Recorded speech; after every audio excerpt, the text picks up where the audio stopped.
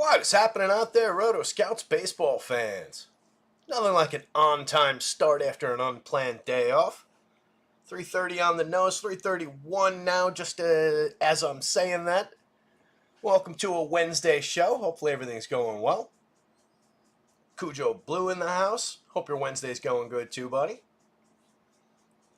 Not a lot of chatter in the... Ooh, that was bad. Clunky way to start out. Not a lot of chatter in the chat. Not a lot going on in the chat just yet, but looks like a few people are trickling into the room. Apologies for missing yesterday's show. Got everything done with projections and everything. It kept on falling behind. Ran into some just stupid nonsense. Putting the slate together yesterday, and then just got delayed, and just wouldn't have been a good show. I wasn't properly prepared. I didn't want to jump on. Just kind of at like 5. I was like, I could jump on and do like a 5 to 6, and we'll do it in an hour, and I'll rush through it, and just wasn't worth it. So apologies for bailing on yesterday as far as the show goes, but back in action today, and we've got an interesting slate. It's a 7-gamer on FanDuel. It's an 8-gamer on DraftKings. They had the Texas at the White Sox game, which is an interesting spot. Larry C saying, hope Texas actually plays. Only played one lineup, had Heaney and Texas stack. Yeah, I had a Heaney lineup in there myself and didn't check back, so I didn't realize until too late that game got postponed. But I was just laughing about it. I just dropped a screenshot of Ross' weather report from today into the Discord before, and he sent out a tweet late yesterday saying like, oh man, sorry everybody, it was my worst night ever because all those games just had pop-up storms. And that's just, that's the weather, right? No weather reports apparently really had that coming. Even the teams themselves were saying, hey, look, unexpected rain popped up. We didn't know this was coming. But today's weather report, Roth has, for the full day, there's like 12 entries on here now. It's like he went way overboard.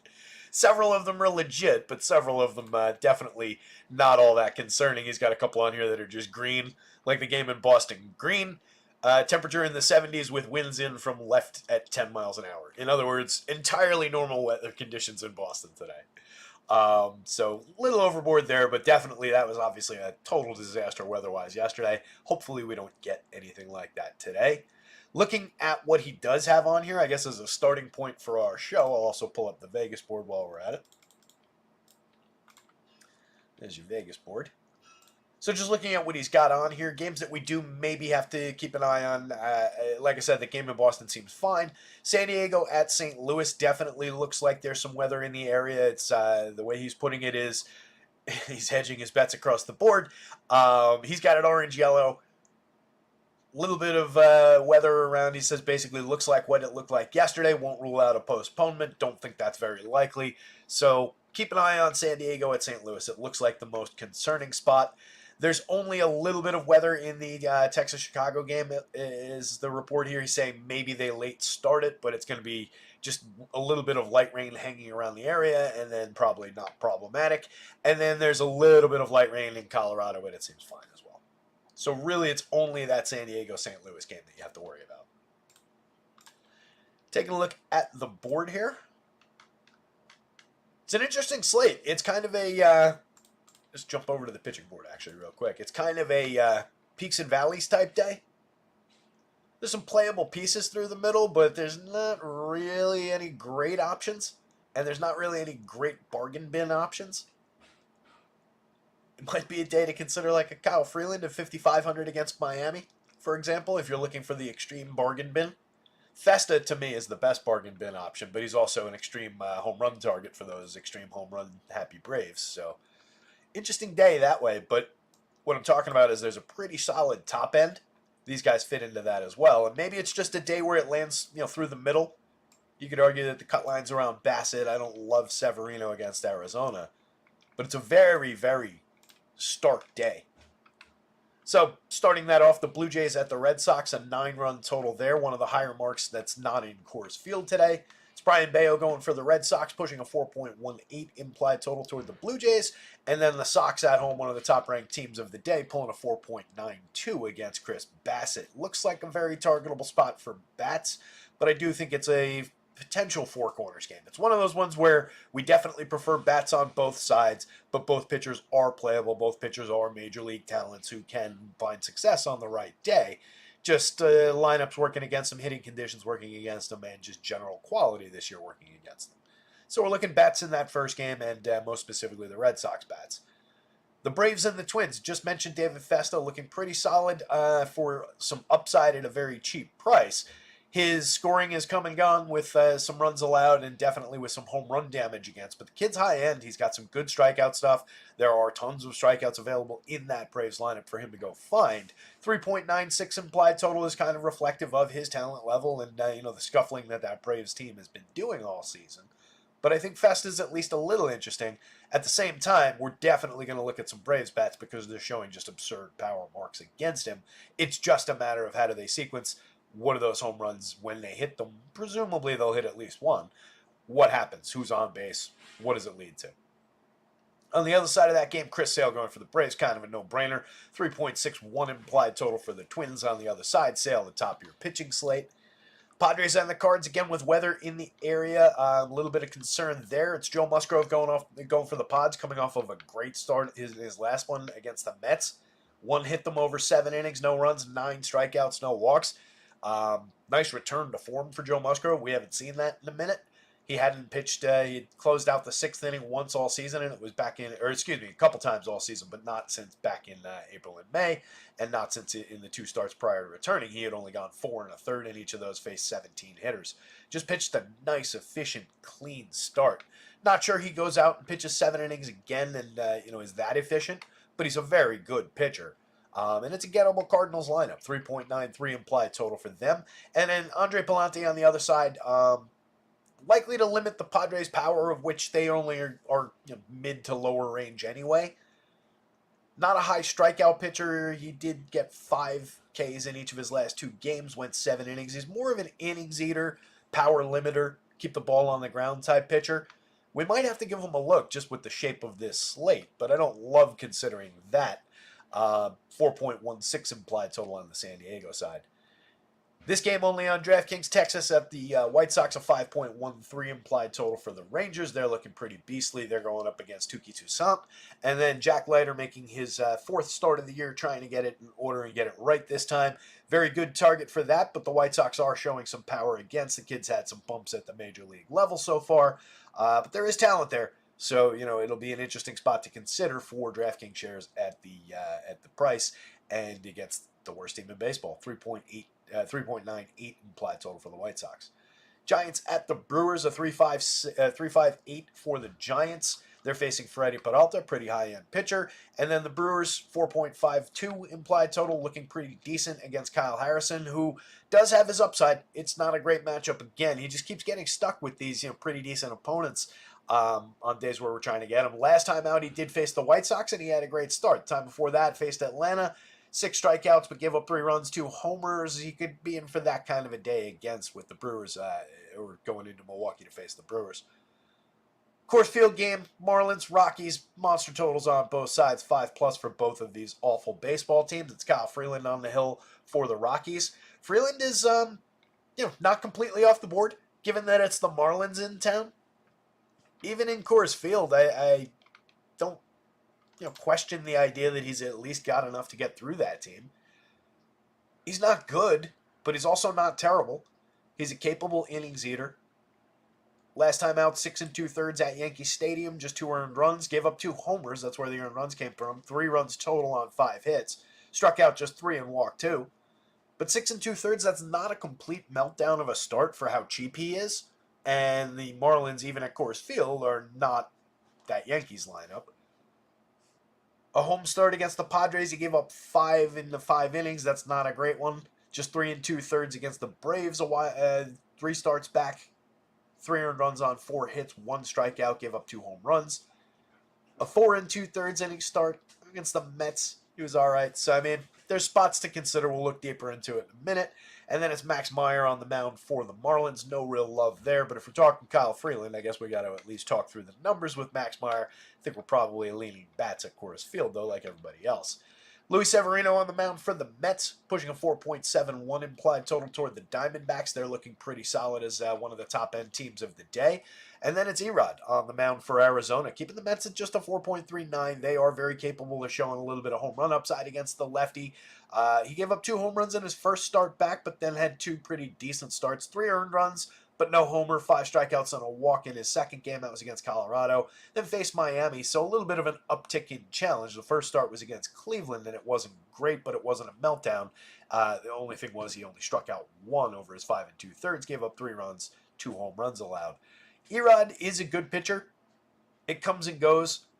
His injuries and his absences have been weird over the last couple of seasons, so I do think it's a spot where maybe people continue to not remember exactly how good he is. There is strikeout potential there, so another spot we're going to consider. Last game up, the Orioles at the Dodgers.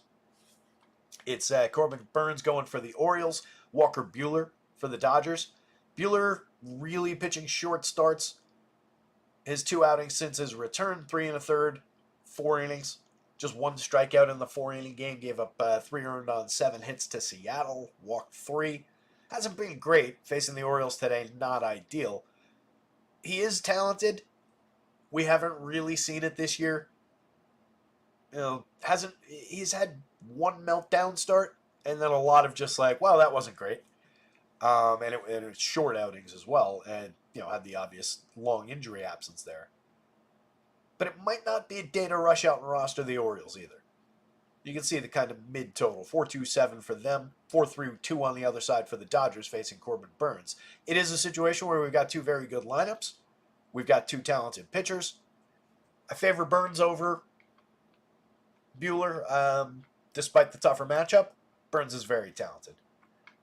So it's an interesting slate. And again, it does have a very high peak. Chris Sale looks dynamite, 11.5, 11,000. He is dramatically offset price-wise from everybody else.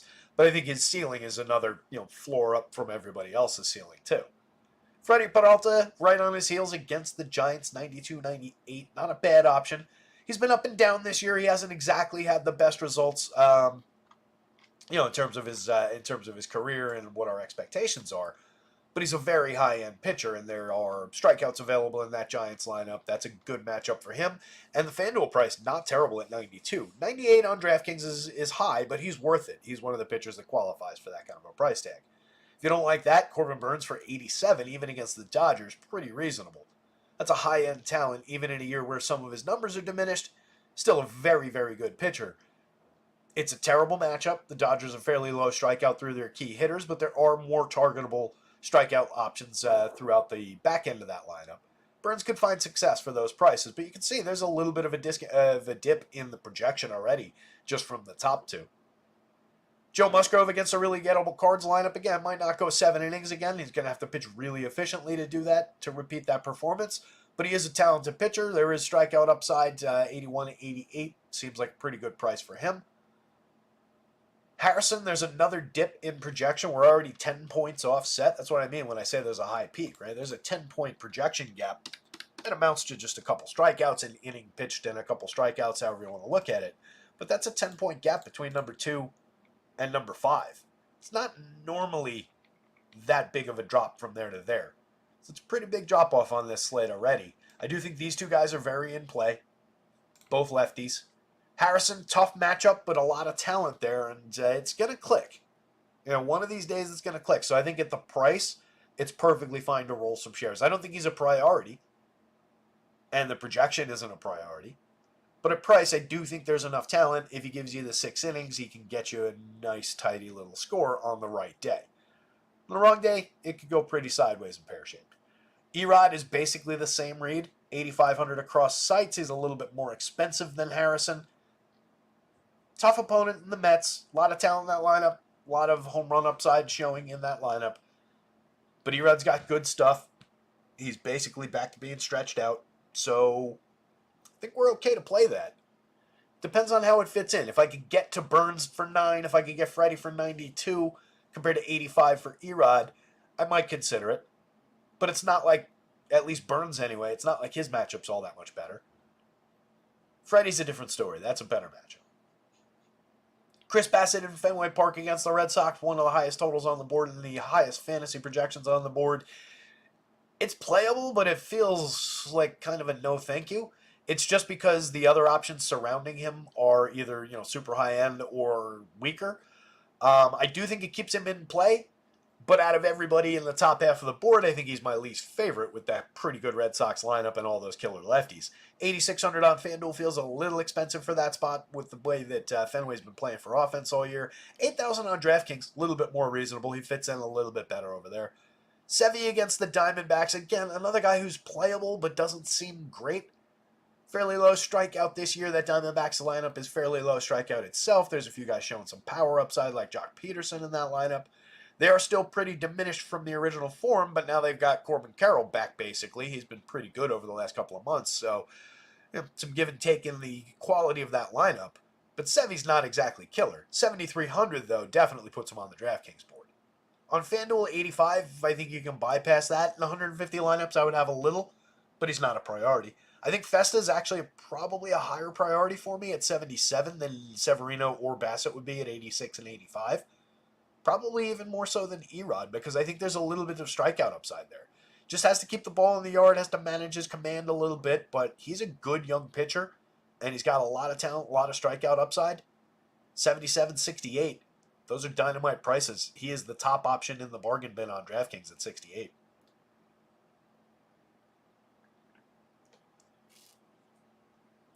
Brian Bayo feels a little challenged against Toronto, but it's the same thing as some of those other guys like Severino. He's just in the mix, 8,300, 7,700.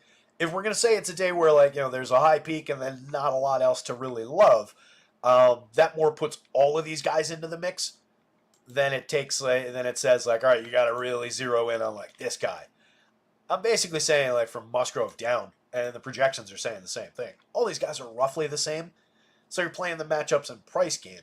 And the upside game. What does the ceiling look like? And that's why I'm saying I think Festa's got a higher ceiling than Bayo, Sevy, Bassett. Actually, Bassett, maybe. If Bassett goes out there and gives you 8 innings, which he's perfectly capable of, then it might be a different story. Because if he's giving you 8, then he's obviously pitching a good game. Ceiling might be more comparable with him. The other guys I think are a little bit shorter. So you could argue that there is a broad, kind of a mid-range plateau, but I think the plateau is kind of way far down from what that peak is. And again, there's a 10-point gap from this guy to that guy.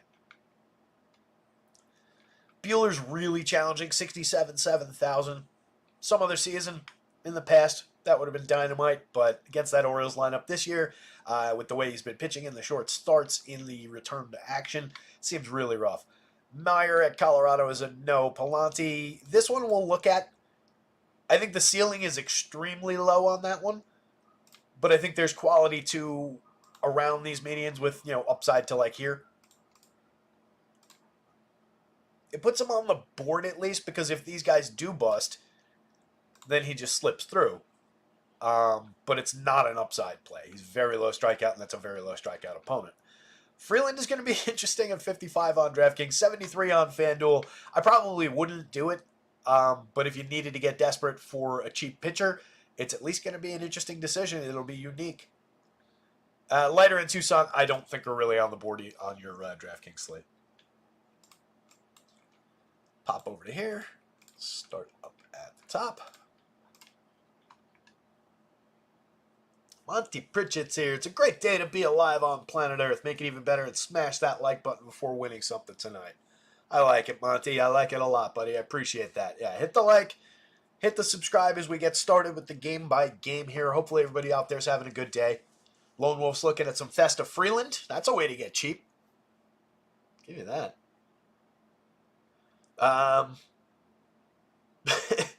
You're definitely walking a tightrope there. But it's definitely a way to get cheap. It's a way to, I'm sure, get a little bit different than the most common builds. Dimitri's back. What's going on, buddy? Long time no see. Andy's here. Afternoon. So, game by game wise, let me see if we got some of these lineups in. Jays and the Red Sox to start things off. Doesn't look like. Does Underdog have them? This is one of the better looking totals on the board. Red Sox lineup just dropped. That. Sox, again, one of the top ranked teams of the day. Pulling one of the better implied totals overall, and just these lefties. I really like the way these lefties string together. It's also a good team that just fits with a lot of other clubs, given the way their key bats are positioned and how they have just multiple guys through the lineup that are, I can combine. All right, I can grab first and third, which are my top two priorities, and then I've got an abundance of outfielders at a variety of prices. I've got some pretty cheap mix and match quality through multiple infield spots, so I can move these guys around as needed. I've got a catcher that plays like a first baseman if I need him. There's a lot of ways to stack other teams with this Red Sox lineup. So I like the way that they come together. Let me put the actual, make sure that this is the correct one. Trent Hamilton. So Neal up in the 3 spot. Casa. So it is no Devers again though. So that's a ding. Don't know what that clipboard error was. O'Neill, Casas. Willier there. Yoshida.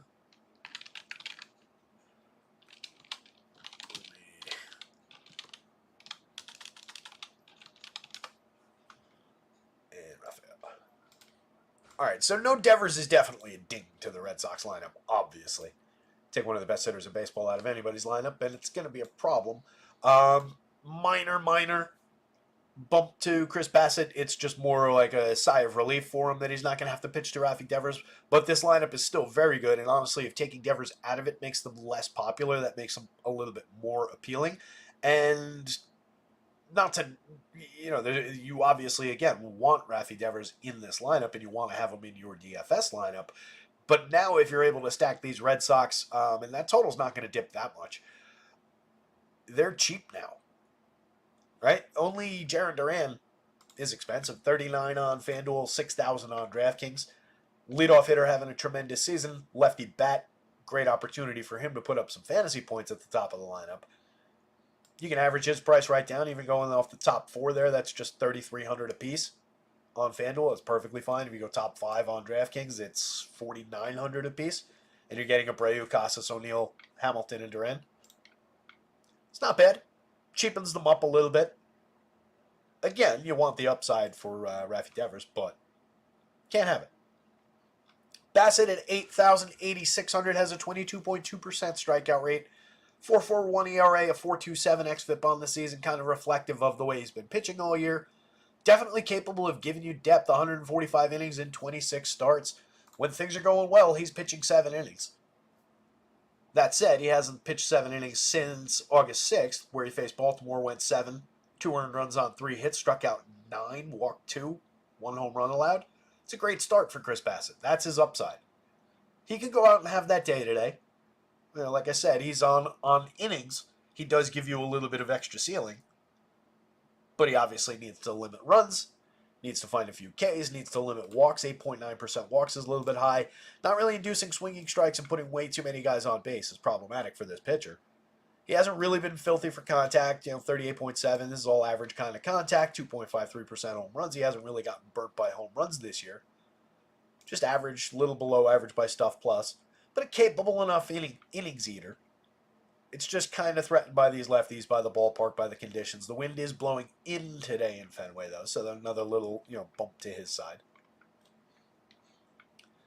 For Bayo, 77.83, he's got a 21.6% strikeout rate. Stuff Plus actually likes his arsenal a little better. These pitchers are comparable, though. 4.95 ERA with a 3.87 xFIP. He walks too many at 9%. Putting too many guys on base at 1.43. Very little difference between the whip. Similar in terms of the quality of contact allowed, but he keeps it on a low launch angle. 6.1 degree average launch this year, 4.9 last year, 5.3 the year before. So it is a trend for Brayan Bello that he's good at limiting fly balls. But when he makes mistakes, they do tend to turn into home runs. His mistakes are a little bit louder than Bassett's mistakes a lot of the time. But he is capable of getting through innings. Capable of giving you a good start here and there. He's just facing a fairly low strikeout Blue Jays lineup, 19.9% for this projected version. Does have a targetable Joey Loper Fido in it, a targetable Addison Barger, a targetable Dalton Varsho. but all of their key bats are pretty low strikeout. So it's just not a great matchup for Bayo. With the wind at his back, though, maybe he does have a little bit of upside at these prices. It's another spot where just both of these guys, I think you're just maybe looking for clean innings rather than a big ceiling game. So they function better as SP2s, I think, on DraftKings at 8,000, 7,700. It's on the expensive side of SP2s, but I think that's how they function better. 86, 83 on FanDuel, they feel a little bit more limited on a day where you've got a couple big peak pitchers and then a couple guys that are just more expensive in better matchups than these guys. So they fall more by the wayside on FanDuel. Across 150 lineups, a little bit of each guy on both sites is probably perfectly fine. Yeah, Larry just spotted Ozuna's home run model number. Yep, I didn't wrestle with it. I thought about it for a sec going in there and tweaking the home run marks, but Festa's given up some long balls in the show so far. He was clean both of his last two games. Home run in the game before that stretch, no homer, and then had his first four starts, 1, 1, 3, and 1. So that's what I was saying about the Braves. I think it is a realistic spot where one of those guys is going to hit a home run. I actually picked Murphy as the home run pick of the day. But they've been so bad this year that they don't actually rate out as one of the top projected teams overall just because of their sequencing. So it's going to depend on what they can do against the kid as far as getting some walks, getting on base. We'll take a look at them in a minute. But yeah, monster home run totals for those guys. So starting with the Blue Jays lineup, George Springer off the top, 47-32. 19 home runs and 13 stolen bases this year and 99 WRC+. Just a 169 ISO, not having a great year, but has pulled things together, and those numbers continue to trend upward. He's up to the same average and basically the same numbers as Dalton Varsho. I like George Springer a lot better than Varsho, despite the lefty-righty situation. 47-32, the sites agree. Springer makes better contact, 9.8% barrels and 38% hard hits, compared to Varsho at just 5% and 33.3. Varsho's got the better ISO, 194 ISO, as compared to Springer's 169. He's also created more runs. Springer's getting on base a little bit better than Varsho now. So those numbers are going to change if Springer continues to do what he's been doing over the last 6-8 weeks, which is just basically normalizing his numbers. Varsho's got a lot of results-based upside in those numbers. He really has not been having a great season. But he's playable. 47 for Springer and 32, and 4,000 and 3,000 for Varsho. Easy ways to start off a lineup, but I don't love the idea of booking both of those guys in the outfield necessarily. So it's pick one in a lot of stacks. If I'm building 50 Blue Jays stacks, would I have some with both? Of course. If I'm building 5 Blue Jays stacks, maybe one of them has both those guys in it, and then I spread across in other ones. Vladdy for 57 at first base, third base, 3,800 at the same positions on FanDuel. 322, 398, 558 now. 236 ISO, a 168 WRC+, 27 home runs, monster contact numbers. Vladdy's a killer. He belongs in basically every Blue Jays stack. He'll be the most popular player on that team, obviously, but love Vladdy's upside, taking some shots at the wall and left. Spencer Harwitz for a pretty fair 4,200, 3,000, slashing 261, 355, 423, continuing to get on base at a killer pace, 123 WRC+, 17.9% strikeouts and 11.4% walks. Just give me some upside for walks, get on base 3 or 4 times, a little bit of contact upside against a pitcher with a 9% walk rate playing in this ballpark with a healthy total. Spencer Harwitz belongs in lineups at these prices. Second base is pretty ideal positioning for him, too. Addison Barger at 29-25, kind of a mix and match quality option. 5 home runs, a 67 WRC plus across 148 plate appearances. Third base and outfield eligible for a cheap price on both sides. Keeps them in play. Fairly high strikeout, low walk so far. Alejandro Kirk, mix and match quality catcher. Does hit the ball, reasonably hard, but doesn't see great results for it. Just 5 home runs, a 106 ISO. Joey Loperfido, fairly high strikeout so far. 4 home runs on the season. Hasn't done much at the plate, but does have a reputation and a decent prospect pedigree, striking out nearly 35% of the time so far, though. Needs to find that upside, needs to get his feet on the ground in the show. Ernie Clement, extreme bat on ball option, 8.7% strikeouts, 2.6% barrels. Doesn't see a ton of results, but does have 10 home runs, a 97 WRC+. He's a playable option for a fair price.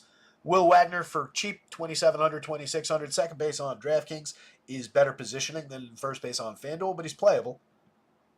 326, 356, 512 so far. Decently playable, has hit the ball extremely hard in his 45 plate appearances.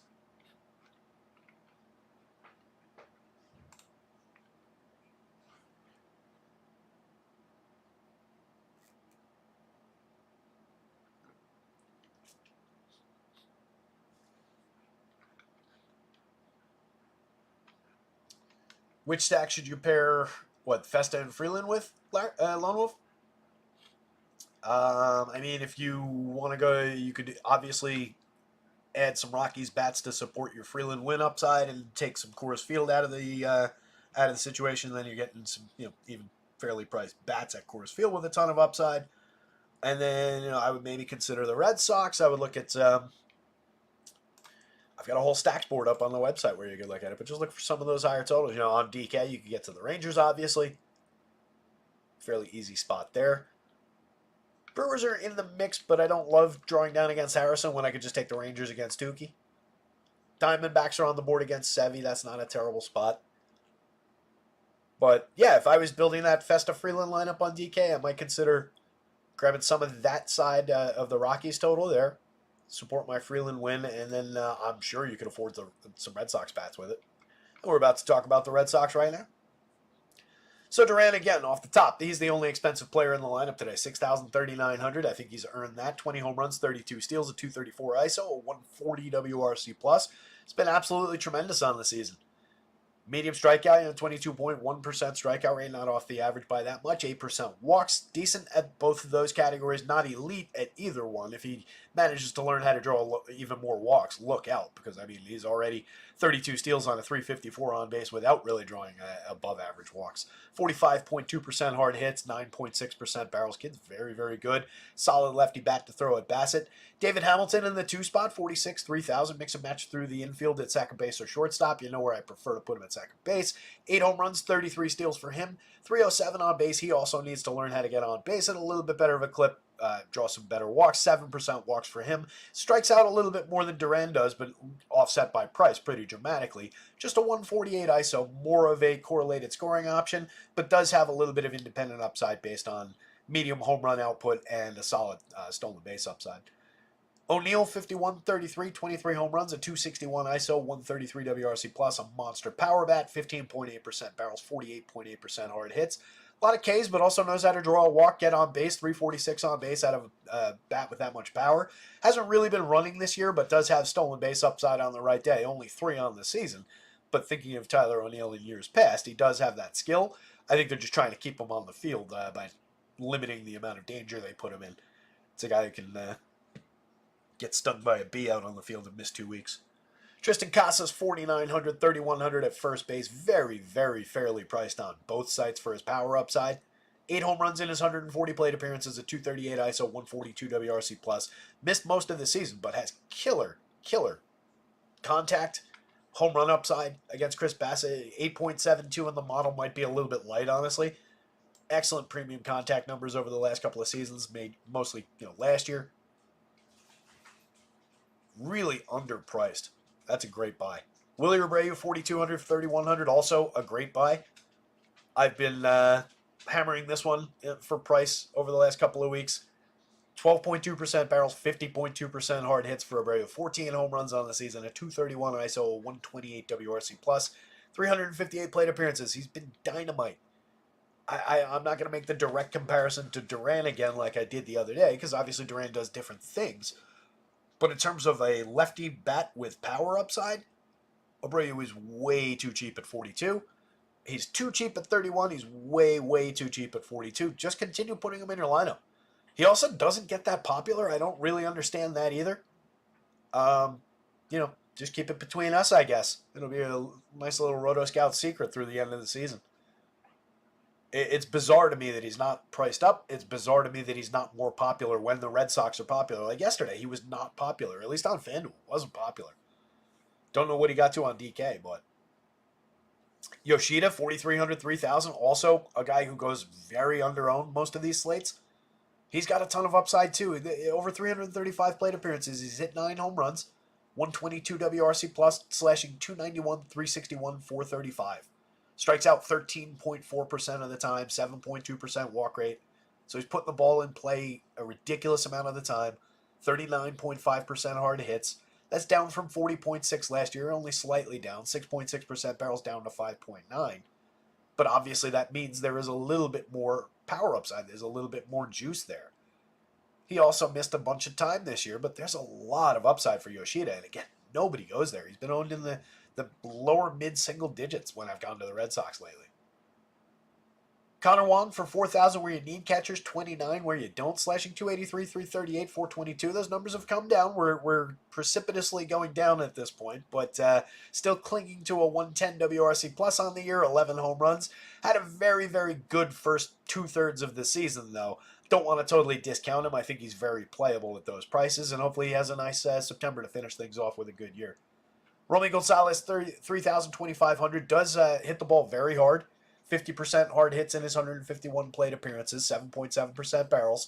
Pretty good contact in medium samples over the last couple of seasons. 4 home runs, 7 stolen bases, a 168 ISO, 108 WRC+. plus. Definitely a playable piece for a cheap price. Second base eligible on both sides. 4 positions on FanDuel.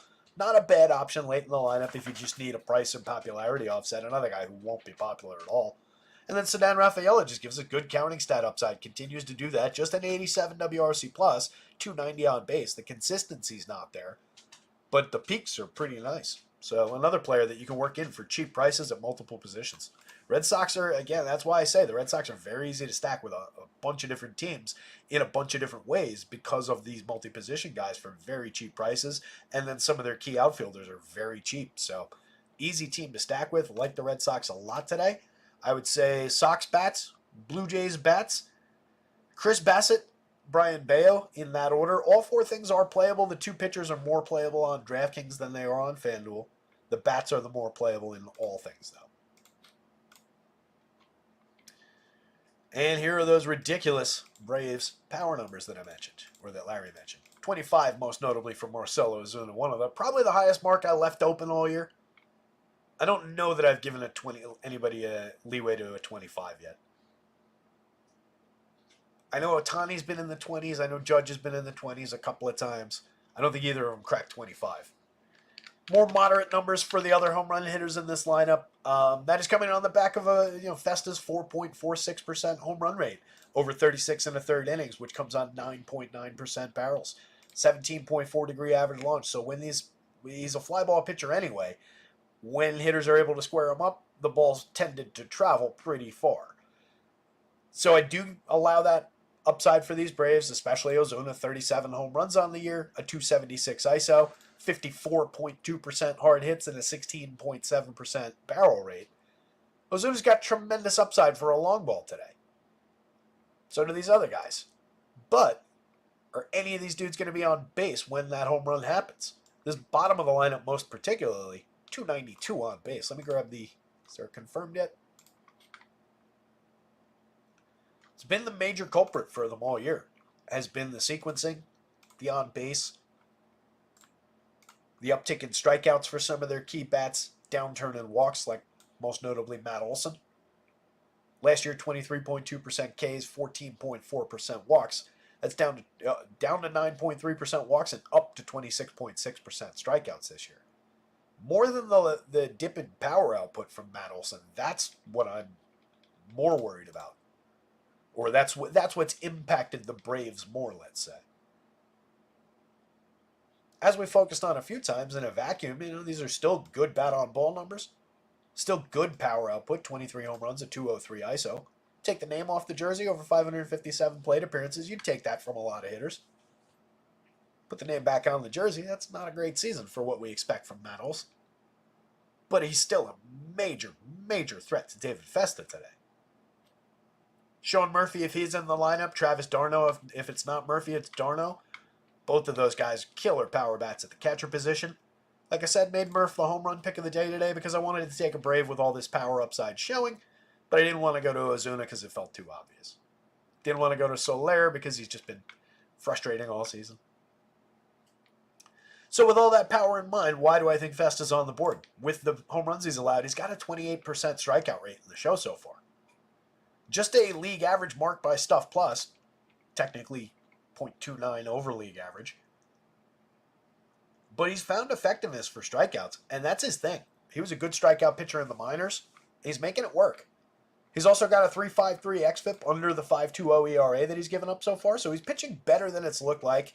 Part of that is the home runs. Most of that is probably the home runs, honestly. But he's getting away with. He's not getting away with. He's fooling hitters with this arsenal. This arsenal that rates out to just average. 12.7% swinging strike rate is dynamite, especially for a pitcher that only costs 6,800, 7,700. And he's backing it up. 29.4% CSW is very strong.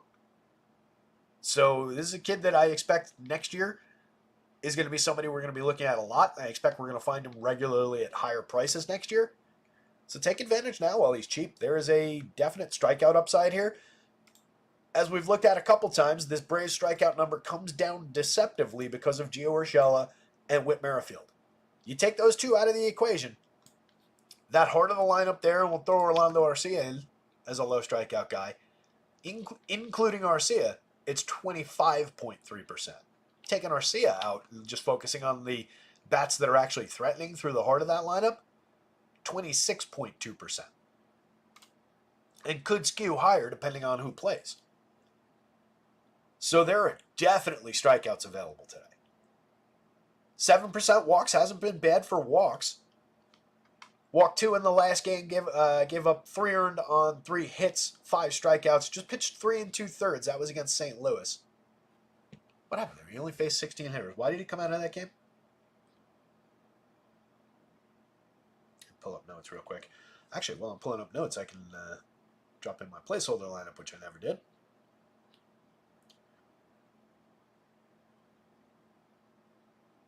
Was it just inefficient? Yeah, he threw 75 pitches, and they took him out. Yeah, given that might be a little concerning if they limit his depth. If they just give him like 75 pitches in 5 innings, that might be concerning. I think I gave him 5 and a bit. He's cheap enough that I don't really sweat it, but it's obviously impactful for your quality start upside on FanDuel. So Festa probably a lot more on the board for DraftKings. Let me just put this in here real quick.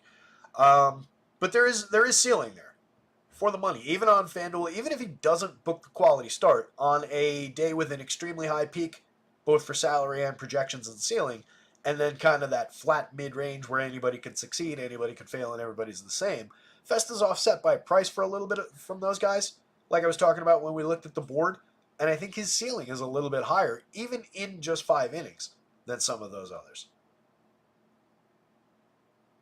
And I don't think they've directly said that they're going to limit him, but the fact that he came out after just 3 2/3 after 75 pitches in that last one is not exactly ideal. Other side of this game, the most expensive and the most highly projected pitcher. A good example of the extremely high peak on this slate. 23-point projection on DraftKings with ceiling on it for $11K. 42-point projection with ceiling on it for $11.5 on FanDuel. Top pitcher of the day, Chris Sale. 32.7% strikeout rate, a 2.62 ERA, a 2.52 xFIP, 14.2% swinging strike rate, 33.2% CSW. Just dominant. Nice return to form this season for Chris Sale. Really nice to see. 4.8% barrels, sub 30% hard hits, sub 80, nearly 86 miles an hour of exit velo, 137% home run rate. Just spectacular in every facet of pitching. Remember, when we talk about power numbers, we're looking for 40 here, for targeting against. We're looking for 90 plus there. 4 is our concerning number here. 137 is elite. Somehow he doesn't rate by Stuff Plus. This is where some of these times I question Stuff Plus a little bit. I know that you're measuring the shape and the movement and the movement of the ball physically through space and time, I guess, through space time. But I was about to go on a deep tangent about if a pitcher threw a ball at the speed of light. But I don't really see how that point and change below average rating by Stuff Plus jibes with him being the best pitcher in baseball this year, the second best pitcher in baseball this year. That's a little silly when you see a number like that. So, again, that's why I don't directly focus on Stuff Plus. I think it's informative sometimes, but I think it's somewhat flawed. The Twins' bats are threatening, but there's pitchers that you can threaten, and then there's pitchers that just stare you down and mow you down when threatened. And I think Chris Sale qualifies for the latter. They've been good at sequencing all year. Some good on-base options in that lineup. 21% strikeout rate for the projected version of the Twins lineup. That includes a low strikeout rate for Manny Margot, who will most likely be leading off against the lefty. Jose Miranda is realistically low strikeout and not bad, but not overly threatening. He's just a very good bat-on-ball quality hitter. Carlos Santana does have some power upside, but does that matter against Chris Sale? Low strikeout at 17.4. Christian Vasquez down lineup 19.6. Austin Martin. These are not threatening bats to throw at Chris Sale. So we're really not that worried. I think you're totally fine investing. Those are high prices. They're difficult to reach, but we've got a lot of fairly priced bats. It is not a challenge, really, to figure out good stacks to put together with that pitcher. If you're looking Braves bats, Whit Merrifield off the top, 35-27, 3 positions on FanDuel, second base only on DraftKings, which is where you'd want him.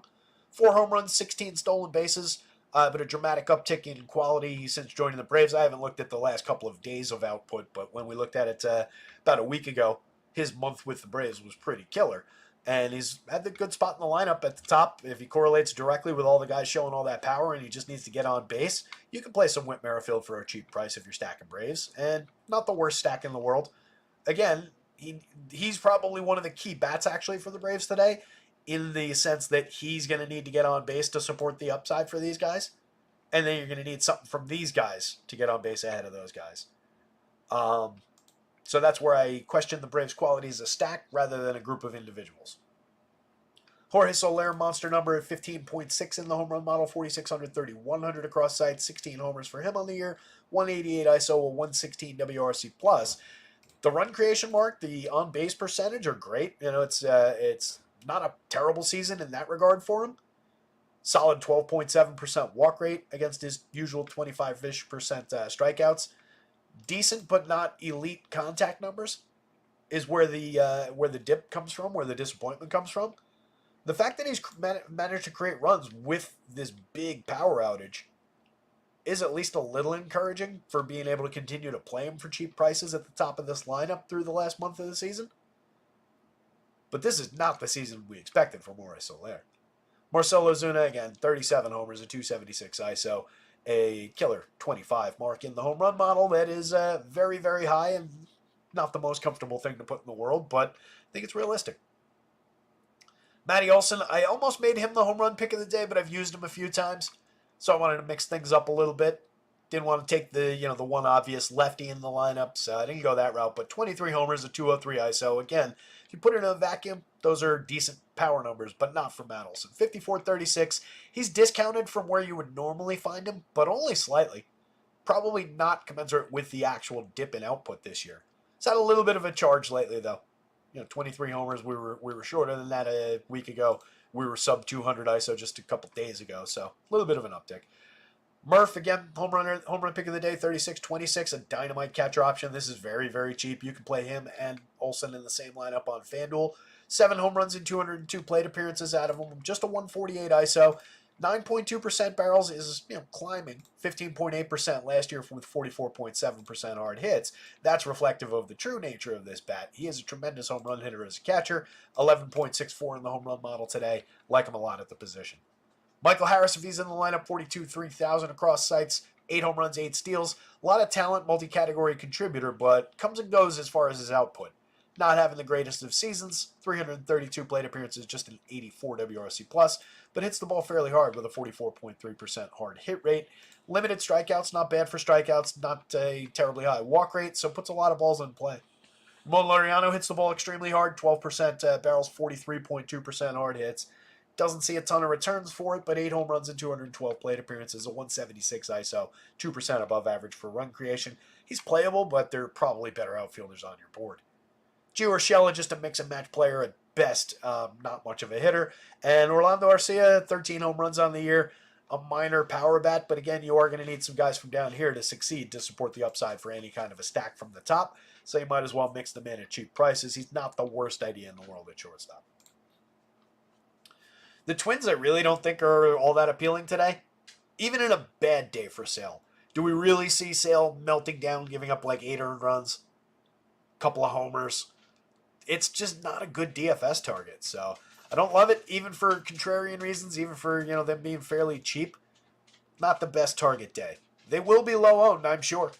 If you're inclined to just roster teams because they're low owned against the best pitcher in baseball, if that's your thing, and if they happen to click this one time, then congratulations, you won with the wrong play. Margot's cheap off the top, 32.24, but he's not much of a hitter. 299 on base, 16% worse than average grading runs, just 4 homers and 5 steals. He's just low strikeout and right-handed, and they continue to just plug him in at the top of the lineup against lefties, but not all that good. Decent defender. Royce Lewis, 54.34, all the power in the world, 11.67 even against Chris Sale in the home run model. Very difficult to suppress him. We saw, who was it the other day? Max Fried, maybe? I forget who it was that suppressed his home run number below 10. But you can see even against Sale, it's above 10. It's very difficult to keep him down.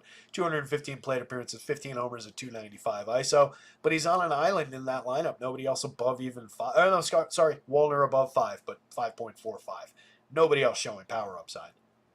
Jose Miranda, 4,200, 2,600, 9 home runs, 299, 340, 473. Again, very good line drive hitter, decent on base, good correlated scoring option with a little bit of power upside.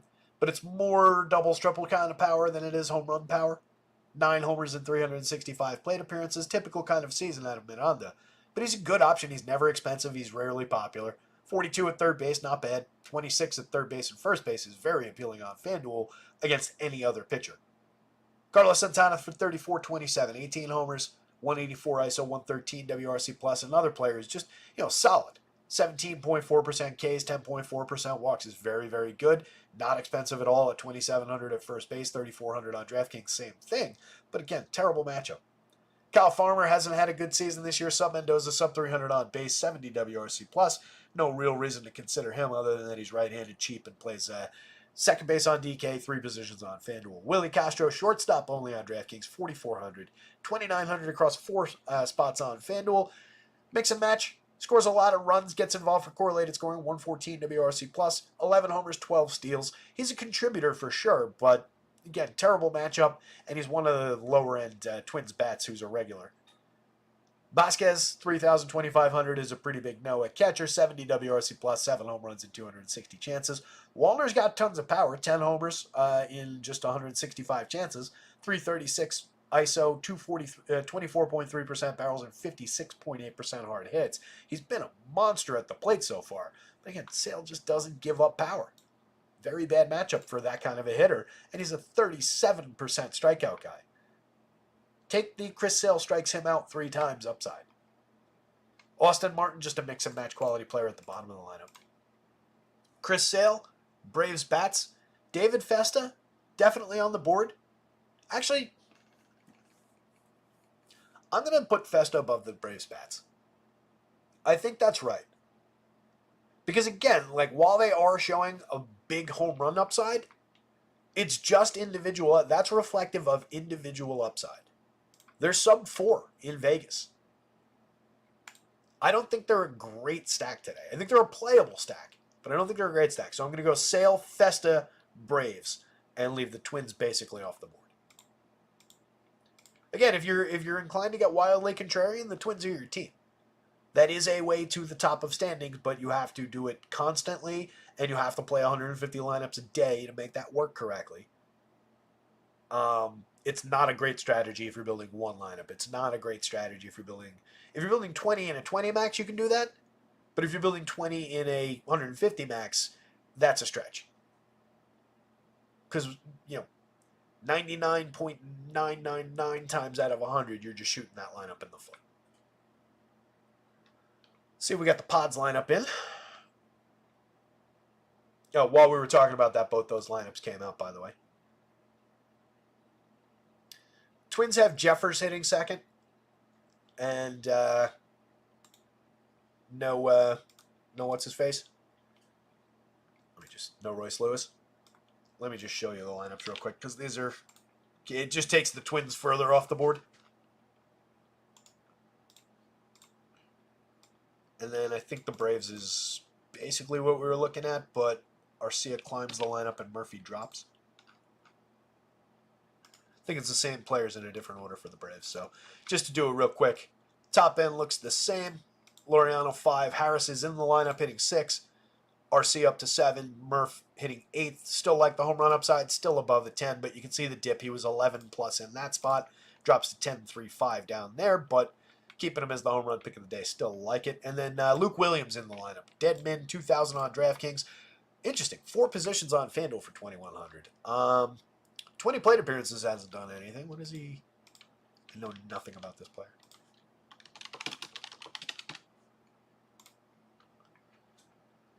$28 old.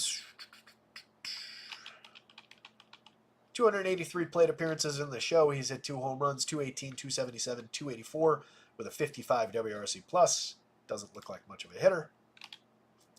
8 home runs and 15 steals in AAA this year as a 27-year-old over 201 plate appearances with a very solid slash line. That's not that encouraging, because it looks like he's had similar numbers in the last couple of seasons in AAA. Just seems like a quad A type player. You could get away with that if you're stacking up Braves and you just need a super, super cheap bat. Like, say you wanted to stack Braves with Sale, and, maybe make it, I guess you would want a 5-man if you're doing that, a full stack. Regardless of how you build it, if you were doing that and you just needed the extreme salary offset, he's at least playable, but I don't think there's much of a bat there. On the Twins side, it became Ryan Jeffers in the 2 spot.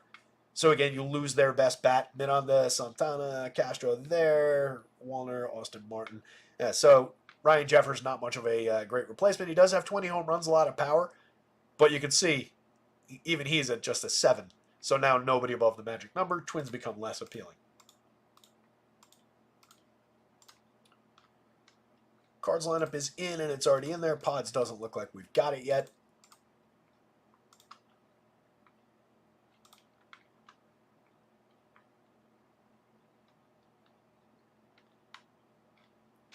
Pete Armstrong, past 25 games per underdog. 333 batting average, 4 home runs, 7 steals, 17 runs, 16 RBIs, 5 doubles, and 2 triples. Pulling it together at the plate a little bit. Kid's good. One of the fastest players in baseball, an excellent defender. If he can manage, obviously those are killer numbers, but if he can manage things, regularly at the plate, he's going to be a good player for them. So Joe Musgrove coming off of a very high-end start, kind of a surprise in his most recent outing. We were just looking at him, 4 1/3 in both of his first 2 starts in his return to action, faced just 17 hitters in each of them. Wasn't bad in either one, but was kind of limited for innings, limited for pitches, and I was a little bit, thinking he would get short-started again against the Mets. Came out, went 7 innings, faced 22 hitters, 9 strikeouts, was super, super efficient. That's why I still question, if he walks a couple, gives up a few more hits today. He only gave up 1 hit, no runs, and again, no walks, 9 strikeouts. So if you're not that tidy with things, then you're probably not getting 7 innings. But I think 6 is probably on the table for him anyway. 5 and change certainly is. He's a talented pitcher overall. This year, 65 innings, 22.2% Ks, a 4.43 ERA with a 4.08 xFIP, a little bit better. Stuff Plus still loves the arsenal, obviously 17 points above average. Giving up a little bit of premium contact and power so far this year. Last year in 97 1/3, he had a little bit of a higher strikeout rate, was much better at managing power, and that's more characteristic of who this pitcher is. Just a 2.51% home run rate on elite weak and medium contact. Year before was even better, 2.97, but a 32.4% hard hit rate, 86.4 miles an hour of exit velo, 24.9% strikeout rate in a more complete season, his last full season. That was a weird noise. So Musgrove for 8,800, 8,100, I think is very clearly on the board here. He's got upside beyond this median projection. 8,100 is a very fair price. Facing a Cardinals lineup that has just a 20.6% strikeout rate for the confirmed version of the lineup, it's not totally ideal. Several of the hitters at the top are some of their key bats. Very low strikeout, including Nolan Arenado. He's having an off season overall, but he is at a 102 WRC plus, and he's only striking out 13.7% of the time. So it doesn't exactly feed upside to Joe Musgrove. But he's got enough stuff, and he's got the talent to get through even those guys for a couple of Ks. And then you get upside from guys like Luke and Baker at 35.7, even Goldschmidt at 27.5, and then some 20% guys on the back end, and some less than threatening hitters. So I think Musgrove's, at worst, playable. 8,800 is not ideal price-wise on DraftKings, but it puts him right in the mix with the top of the board. 81 is a nice, cheap price on FanDuel. That might be my pitcher. I haven't built the lineup yet. I just put those placeholders in before, but I kind of like that spot better than I like this one. I certainly like it better than those ones at more expensive prices. If I do decide that Festa's only going 5 innings, then that becomes a little bit more limited FanDuel-wise. So, yeah, well, there's a pretty good chance if I don't spend up, Musgrove's my pitcher. Andre Palante on the other side, like I talked about at the beginning of the show, just very likely to limit Padres' power. You can see nobody even halfway. Nope, I lied. Kyle Higashioka, our guy, just halfway to the home run, to the magic number for home run power, but he got to halfway. Palante's just really good at keeping the ball on the ground. 0.5 degree average launch this year, 3.4% barrels, 1.65% home runs. A lot of the time with these pitchers, we're saying, well, he gives up 45% hard hits and 92 miles an hour of exit velo, but it comes on a 0.5 degree average launch, so I don't care. Palante's not even allowed that this year. He's been good at it, keeping hard hits and exit velo light. Just not a strikeout pitcher. 17.9% strikeouts this year. Last year it was 14.2%, all in relief. When you can't find strikeouts in relief work, that is indicative that you're not a strikeout pitcher. 16% the year before in 108 innings over 10 starts and some relief work. That year he had a negative 3.3 degree average launch. Last year, this is the lowest, I guess, number I've ever seen. That beats even, it's only 68 innings and it's all in relief, so it's very limited. But that is just ridiculous. Negative 11.5 degrees average launch. That's like Bugs Bunny, bury the ball directly into the ground off the bat style. So he's extremely good at limiting power. It just doesn't come with a lot of upside beyond what his medians are. I think he's going to finish in the mid-20s on FanDuel. I think he's going to finish between 10 and 13 DraftKings points. For 75, 78, it's not great because there's just not a lot of upside, and he's further limited by the Padres' low strikeout nature. If he was facing like the White Sox or something, we'd be saying, all right, maybe we find a few bonus Ks. That's just not what this team gives you. So he takes away their power a little bit, but they take away any kind of idea of him getting to some upside. 4.6% strikeouts for Luis Arraez at the top of the lineup. 3.2% walks, just puts the ball in play like a madman. 305, 337, 379. Not his best season, but definitely it's not a bad season. A lot of people in baseball would kill to have that kind of a bat. Just 4 home runs and 7 stolen bases, 103 WRC plus. Not great, but a lot of that I don't think is necessarily his fault. He is getting on base pretty regularly. He is hitting it above 300. He's doing his thing up there. Jurickson Profar, 45-35, differently priced across sites. DraftKings is kind of keyed into the idea that he's not the player that he's been all season. FanDuel still thinks he is. Outfield only on DK. FanDuel gives him first base. 21 homers, 7 stolen bases on the year at 384 on base. 185 ISO, 144 WRC plus. Has been very good all year. We'll see what the last month looks like. It's going to kind of decide his fate as far as whether that's, he was having a really good year and then it didn't finish great, so the numbers are a little bit off, but right now it's looking like he's going to hold up. 4,300 for Jake Cronenworth is fine. 2,900 is fine on FanDuel. I would not really like him that much at first base.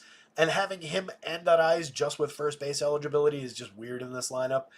Just creates positional conflicts and it makes them annoying to stack. So getting those two guys at first and then Bogey with just second base eligibility on DK, not great. They're more stackable on FanDuel where you at least get first base, second base on both Cronenworth and Arraez, and you get second base, shortstop on Bogarts. You can stack this team with a lot of different teams just because there are playable outfielders, and then there's an entire basically playable infield on FanDuel. They're not my favorite, though. I don't love this, especially in this spot. I just think they're limited for their scoring event upside. But just not one of my favorite. I think they're a better baseball team overall than they are a DFS team again this year. Manny Machado, 51, 35, 22 homers, a 189 ISO, 119 WRC plus. Looking more and more like Manny as as the season rounds out. 10.4% barrels, 48.4% hard hits. Fairly priced for a high quality third base bat. Bogarts is cheap at 4,200. Not having a great season. 94 WRC plus, just a .097 ISO, 6 homers, 8 steals, and 356 plate appearances. The slash line isn't awful, but it's also not great. He's just not striking out, not really walking, not putting putting the ball in play, but seeing mixed results for it. I think he's playable, but he's not a priority.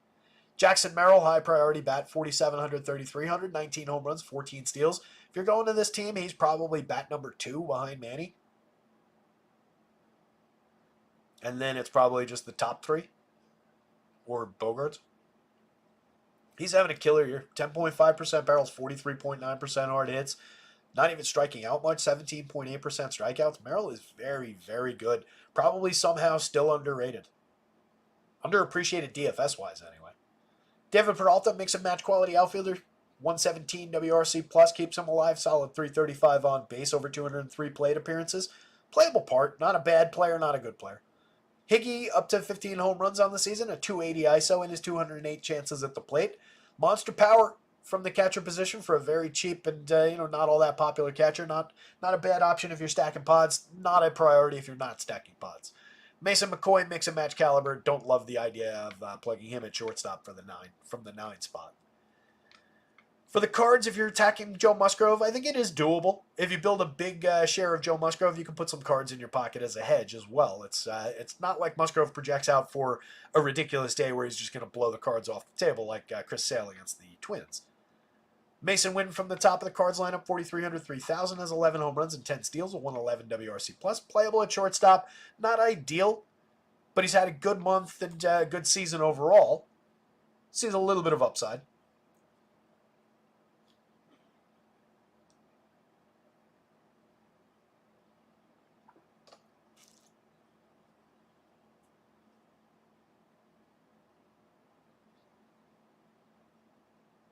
Eight-game saying we're headed off. I think it'll be awesome for Terry to bring in and chip my money as a...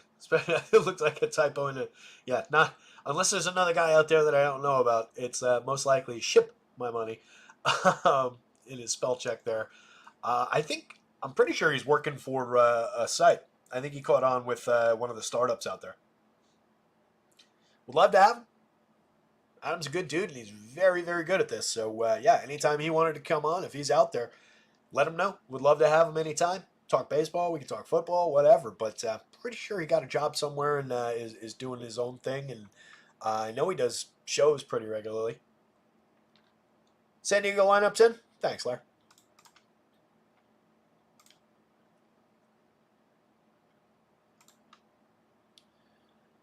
It is, I think, exactly the same. Arias, Pro, Fark, Cronenworth, Machado, Bogarts, Merrill, Peralta, Higgy, and McCoy. I think that's the same. Yep. So continuing down the Cards lineup, Alec Burleson for 47, 3,000 outfield and first base eligibility. Having a nice little year, 21 home runs, a 180 ISO, 113 WRC plus. Nothing killer or elite about that. He just has seen good results for putting bat on ball as frequently as he does. 40.4% hard hits is good. It's not great. It's not outstanding, but it's good. Slightly above average. 7.1% barrels. You're around the average there. Just again, very low strikeout. 13.3%, 4.6% barrels. The home run total, probably the product of some happenstance. In 347 chances last year, he only had 8 home runs. Had a 146 ISO. Only 53 plate appearances the year before. You can see that's on not all that dissimilar contact. 5.8% barrels is a little bit lighter than 7.1, but it's not like it's a dramatic uptick. 39.9% hard hits up to 40.4, so had a nice little power surge there. Whether it's indicative of a player taking a big step and he's going to hit a ton of home runs, I don't know about that. Nolan Arenado, 4,000, 2,800. I do think it's realistic to expect this is going to be Nolan Arenado pretty much going forward. 14 home runs this year, a 128 ISO, 102 WRC plus. Does get on base at an okay clip at 322. Probably should start focusing on drawing some more walks to go with his very low strikeout nature. Would make him a better player with the the absence of power that we have now. Just 3.4% barrels, 29.5% hard hits from him this year. That's why he's so cheap. For the 3-hitter in a stack, if you're just going to this team, he becomes kind of a priority because he is so cheap, and he does put bat on balls. So I mean, it's weird because it's a player having a bad year for what we want from him, but given that spot in the lineup at those prices, and third base is perfectly fine to play him there, it keeps him on the board. It really does. Not an enthusiastic endorsement, not a high priority in a vacuum, but still a high priority within Cardinal stacks. Luke Baker for the dead min is interesting. 2,300 on FanDuel, not uninteresting over there. He's hit a home run in his 14 plate appearances so far.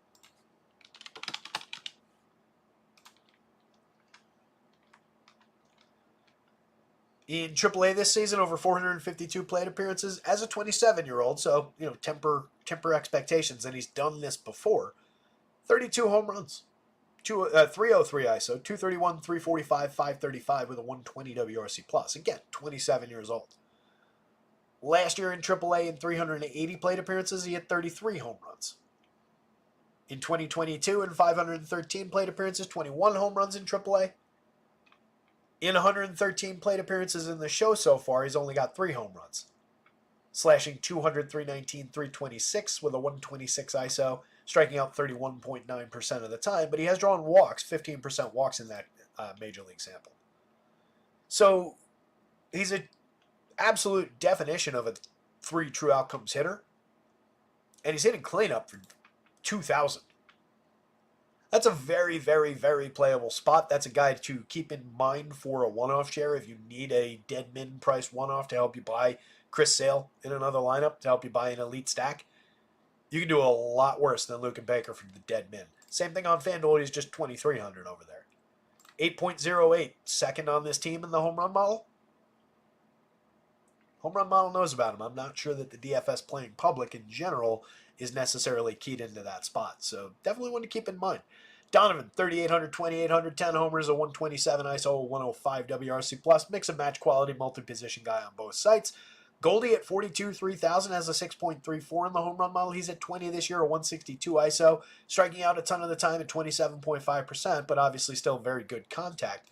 9.2% barrels, 46.8% hard hits. He's a power play. That's really all he is at this point. The 20 home run total in 538 plate appearances is fine, but it's also not crazy elite. Alec Burleson, for example, has more in fewer plate appearances. So the idea of skipping Goldschmidt at first base and saving the 2,200 for Luke Baker, who's hitting 2 spots higher in the lineup, that just makes it all the more appealing, honestly. If you're on FanDuel, you play them both, that's fine if you're going to the cards.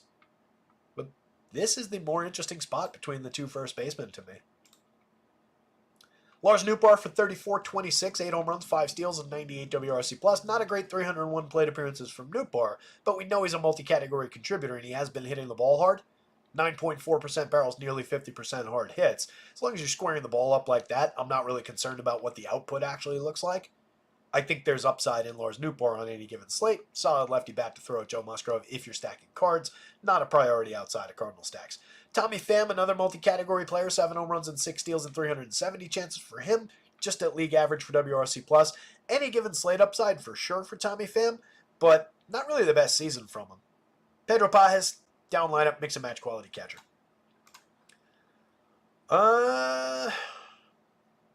Joe Musgrove, Cardinals bats. Andre Palante, if you want him, again, don't expect anything beyond these median projections from him. It's just a price play. Won't be popular. But he and the Padres lineup are both just kind of like meh.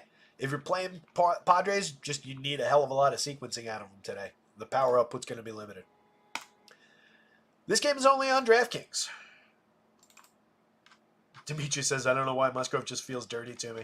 A lot of fantasy gamers don't like Joe Musgrove at all. I had him on the Dynasty team for those good years and succeeded with him.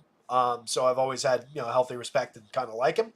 But I get it. He's let us down a lot of times in DFS spots. Among aces where he was always like priced like an ace, he's more of one of those guys who's, I'm not Chris Sale, I'm not going back to those years, Jacob deGrom, or so I'm not the elite.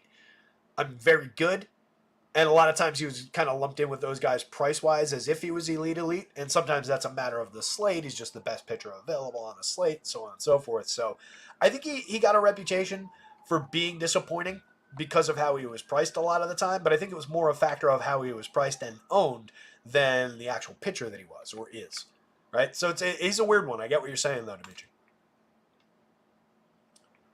Endgame Syndicate is where Adam is. There you go. It's like an aggressive, like, end times kind of a name. Endgame Syndicate.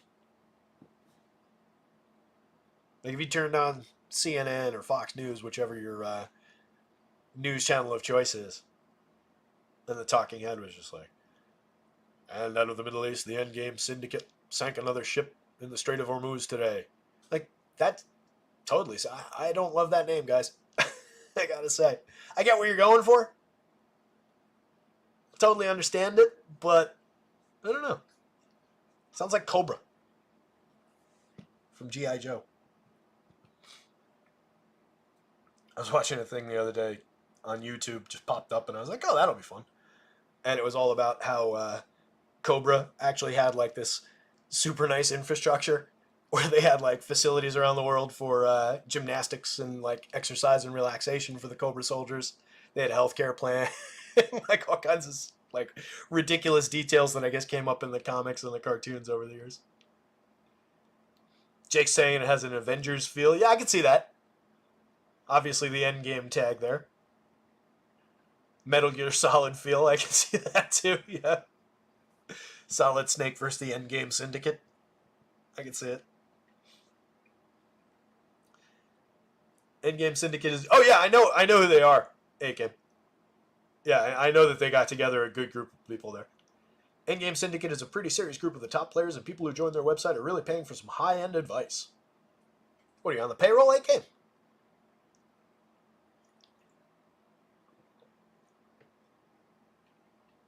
Cobra Kai.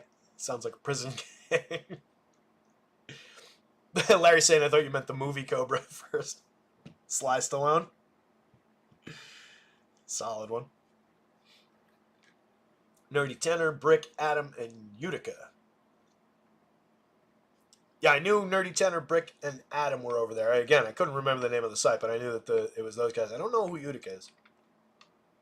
As stated in the past, I'm not really big on keeping up with all the drama and the arguing in the industry.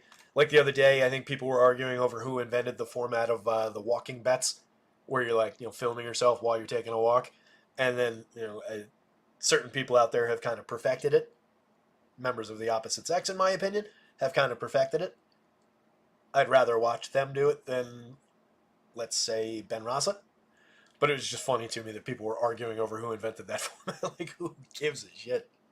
It's not like you invented the cure for cancer. You invented the idea of walking and talking. I don't think so. Dimitri says definitely women. Yeah, I'd say so. Anyway, this game's only on your DraftKings slate. Tuki Toussaint, not really a option for me. 18.1% walks into 16 in the third innings. Probably not getting much time on the mound. I give him a few innings because he's capable of going out there and giving you like 4, maybe 5 if it's going right. But hasn't really been pitching at all in the show this season. Pitching entirely in relief work. Actually, he went 2 innings 3 days ago, so I actually have to trim that projection. That's a little higher than I would want it. So, no real upside for Tukey. And just not a good pitcher anyway. 24.1% strikeouts in his relief work this year. 22.1% with a 14.8% walk rate and 16 starts in 87 innings last year. Super targetable pitcher for Rangers bats. They are one of the highest upside teams on the board at 5.13 on your DraftKings slate, so I think you're just going there. On the other side, Jack Leiter hasn't found any strikeouts. Walked too many so far in his couple starts in the show this year. 9 1/3 over 3 starts. A ridiculous ERA, a hilarious xFIP, giving up some home runs in that sample. Stuff Plus loves it. Again, this is where Stuff Plus falls apart a little bit in that small sample. Obviously, he has not been good at all. It amounts to an inning and 2/3 against Cleveland. He gave up 6 earned runs, struck out just 1, walked 3. 4 innings, 6 runs, 4 earned against Oakland. 7 earned runs to Texas. Not exactly tough opponents in those other 2 starts. The low strikeout start against Cleveland is obviously a meltdown too. Gets a great spot here But the White Sox have 3 bats over the magic number for home run upside. Just with how the numbers are, it's unavoidable. Best target in baseball for the kid, but I don't really love the upside. I think you could probably leave it alone at 71. Probably not cheap enough even against the White Sox. If you want to roll the dice, he is a talented kid. In 77 innings in AAA this season, we're working with a 33.3% strikeout rate, but a 10.6% walk rate. He's got a 3.51 ERA, but a 4.36 xFIP. 24 years old, pitching in AAA, nothing wrong with that. So again, they're saying he's going to be in the rotation the rest of the season, working up to hopefully have him all of next year. Playable, not great. Probably should be a couple bucks cheaper given the lack of quality so far in the show. Rangers bats, high priority on DraftKings. 4,800 is fair for Marcus Semien, 18 home runs, a 156 ISO, 102 WRC plus this year. Corey Seager for 53, crushing the ball this season, 15.6% barrels, 49.7% hard hits. He's up to 29 home runs, a 232 ISO, 135 WRC plus. Looking a lot better overall as the season has progressed. Really has come together nicely for him. Josh Smith, 352 on base, continues to get on base at a decent clip, 119 WRC plus, has kind of normalized from the elite numbers he was putting up early in the year, but still a playable part in this lineup. Forgot to check if we actually have this one. Because it's not on my screen, I gotta flip back over to DK here.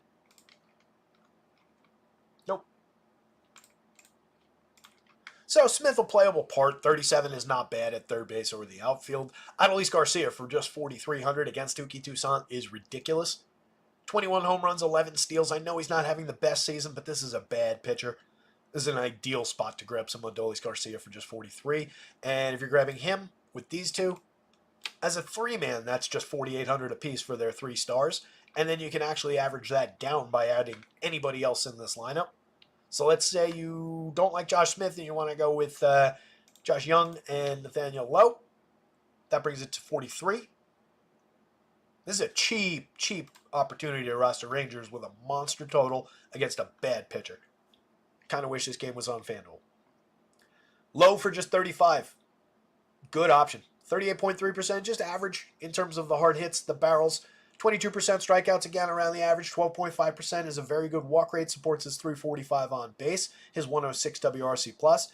Hasn't hit the ball that hard this year, just a 115 ISO, not seeing a ton of results for extra base hits. Only 10 home runs in 441 plate appearances, but a very, very solid lefty bat who has had much better seasons in recent years for power, for extra base hit output. Just a good quality ball player for a very cheap price. So I like that spot a lot at 35, and he probably won't be as popular as some of his teammates. Josh Young at 36, stinging the ball, 9.3% barrels, 44% hard hits, 4 home runs on the board, a 170 ISO, and 110 plate appearances. Should continue to see better results over the next month if he continues to hit the ball like that. Wyatt Langford, mix and match outfielder, 7 home runs, 12 steals, 92 WRC plus. An okay rookie season, but kind of disappointing overall for what we thought he was going to be this year. Jonah Heim, quality catcher, 11 home runs, a 116 ISO. The ISO's not ideal. The power output's okay, but he's very cheap, so he's playable and a switch hitter against this lousy righty. Leody Taveras, mix and match quality outfielder at the bottom of the lineup. The White Sox, as much as they're showing a little bit of power here, it's one of their more playable days. I'll give them that. But really, even on their playable days this season, how many times have they actually come through? This lineup is just bad. Every single player in this projected version of the White Sox lineup, and I'm pretty sure regardless of what they run out there, is below average for run creation this year, including Luis Robert. We're looking at a 74 average WRC plus. So on average, the average player in this lineup is 26% worse than average creating runs. That's absurd. This is one of the worst teams that I can remember in baseball. And I've been watching baseball for a while now. How low are they going to be? Are they drawing popularity? If they're at all popular, I'm going to call them unplayable.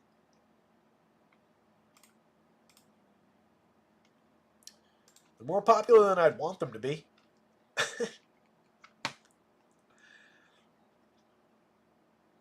So, RG has Nicky Lopez as their highest owned player.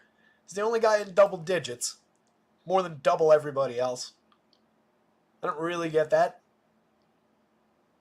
other than the idea that he's cheap and in the leadoff spot. But why would you want to occupy shortstop with Nicky Lopez, even against Jack Leiter? That's a weird one. I disagree with that ownership. I think Lou Bob is probably their highest owned player, 41.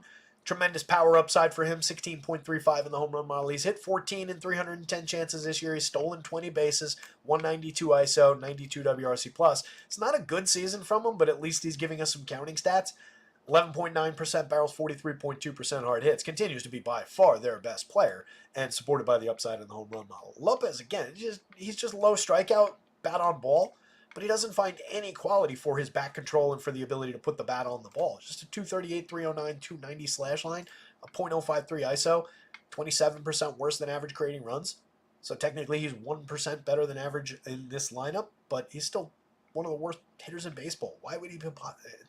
Makes no sense that he would be their most popular player. Andrew Benintendi, 3,000. He's up to 14 home runs. He's pretty bad in the outfield. Andrew Vaughn, 10.52 in the home run model. He's got 15. He's their second most realistic power bat. It goes one. It's actually like 1, 2, 3 are all Lou Bob, and then the fourth most realistic is Andrew Vaughn, and then it's Benintendi. Or maybe it's Gavin Sheets, then Benintendi. Sheets for 2,900, 8 home runs on the year, a 92 WRC+. Corey Lee for 25 probably makes it into some stacks if you're building with a lot of White Sox, just because he's a cheap catcher with some counting stat upside. 10 home runs, 5 steals in 330 plate appearances. He's just bad across the board at everything else. Dom Fletcher, mix and match at best. No home runs, no steals, a 55 WRC+ on 148 plate appearances.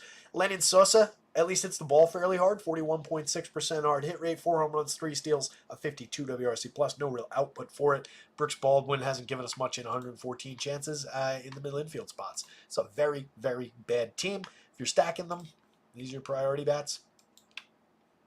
Just him. Yeah.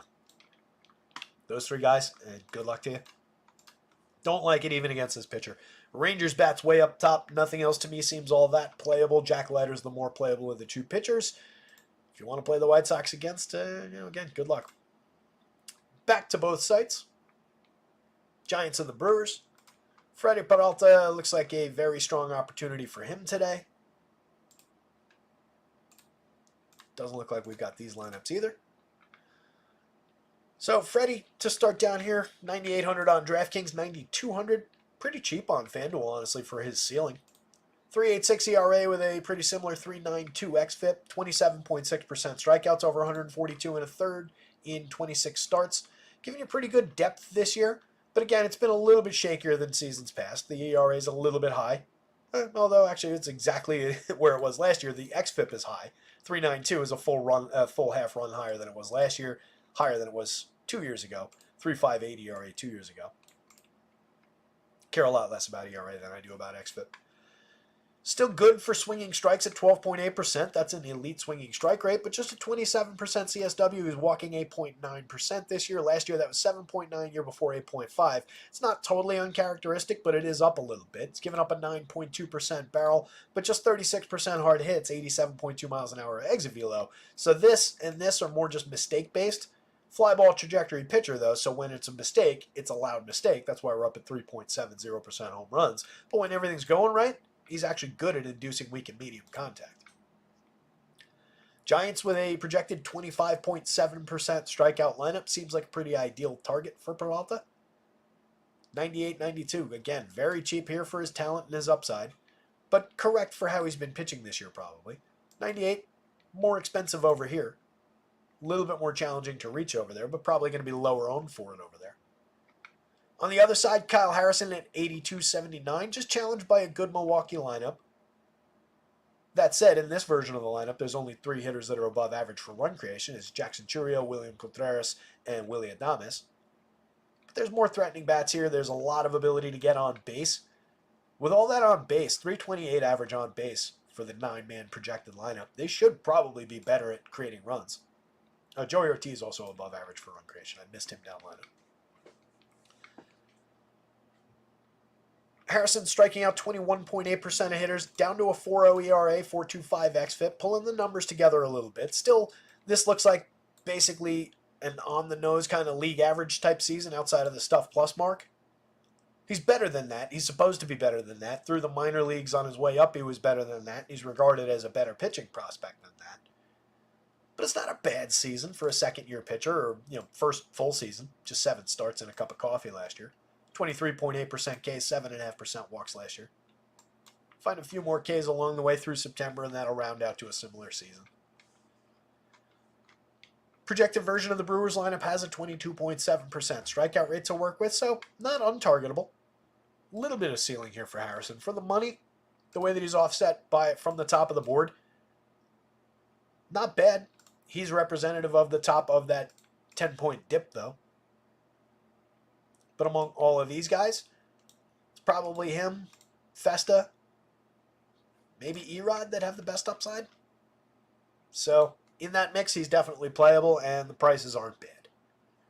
I would consider him. If I don't land on Musgrove for 81, especially if that 200 makes a difference to me, I would take some Harrison at 79. That's a bigger consideration on DraftKings for the $600 difference. Well, that's a pretty equivalent projection for your 600 savings. So Harrison's pretty appealing on the DK slate if you're looking in that mid-range.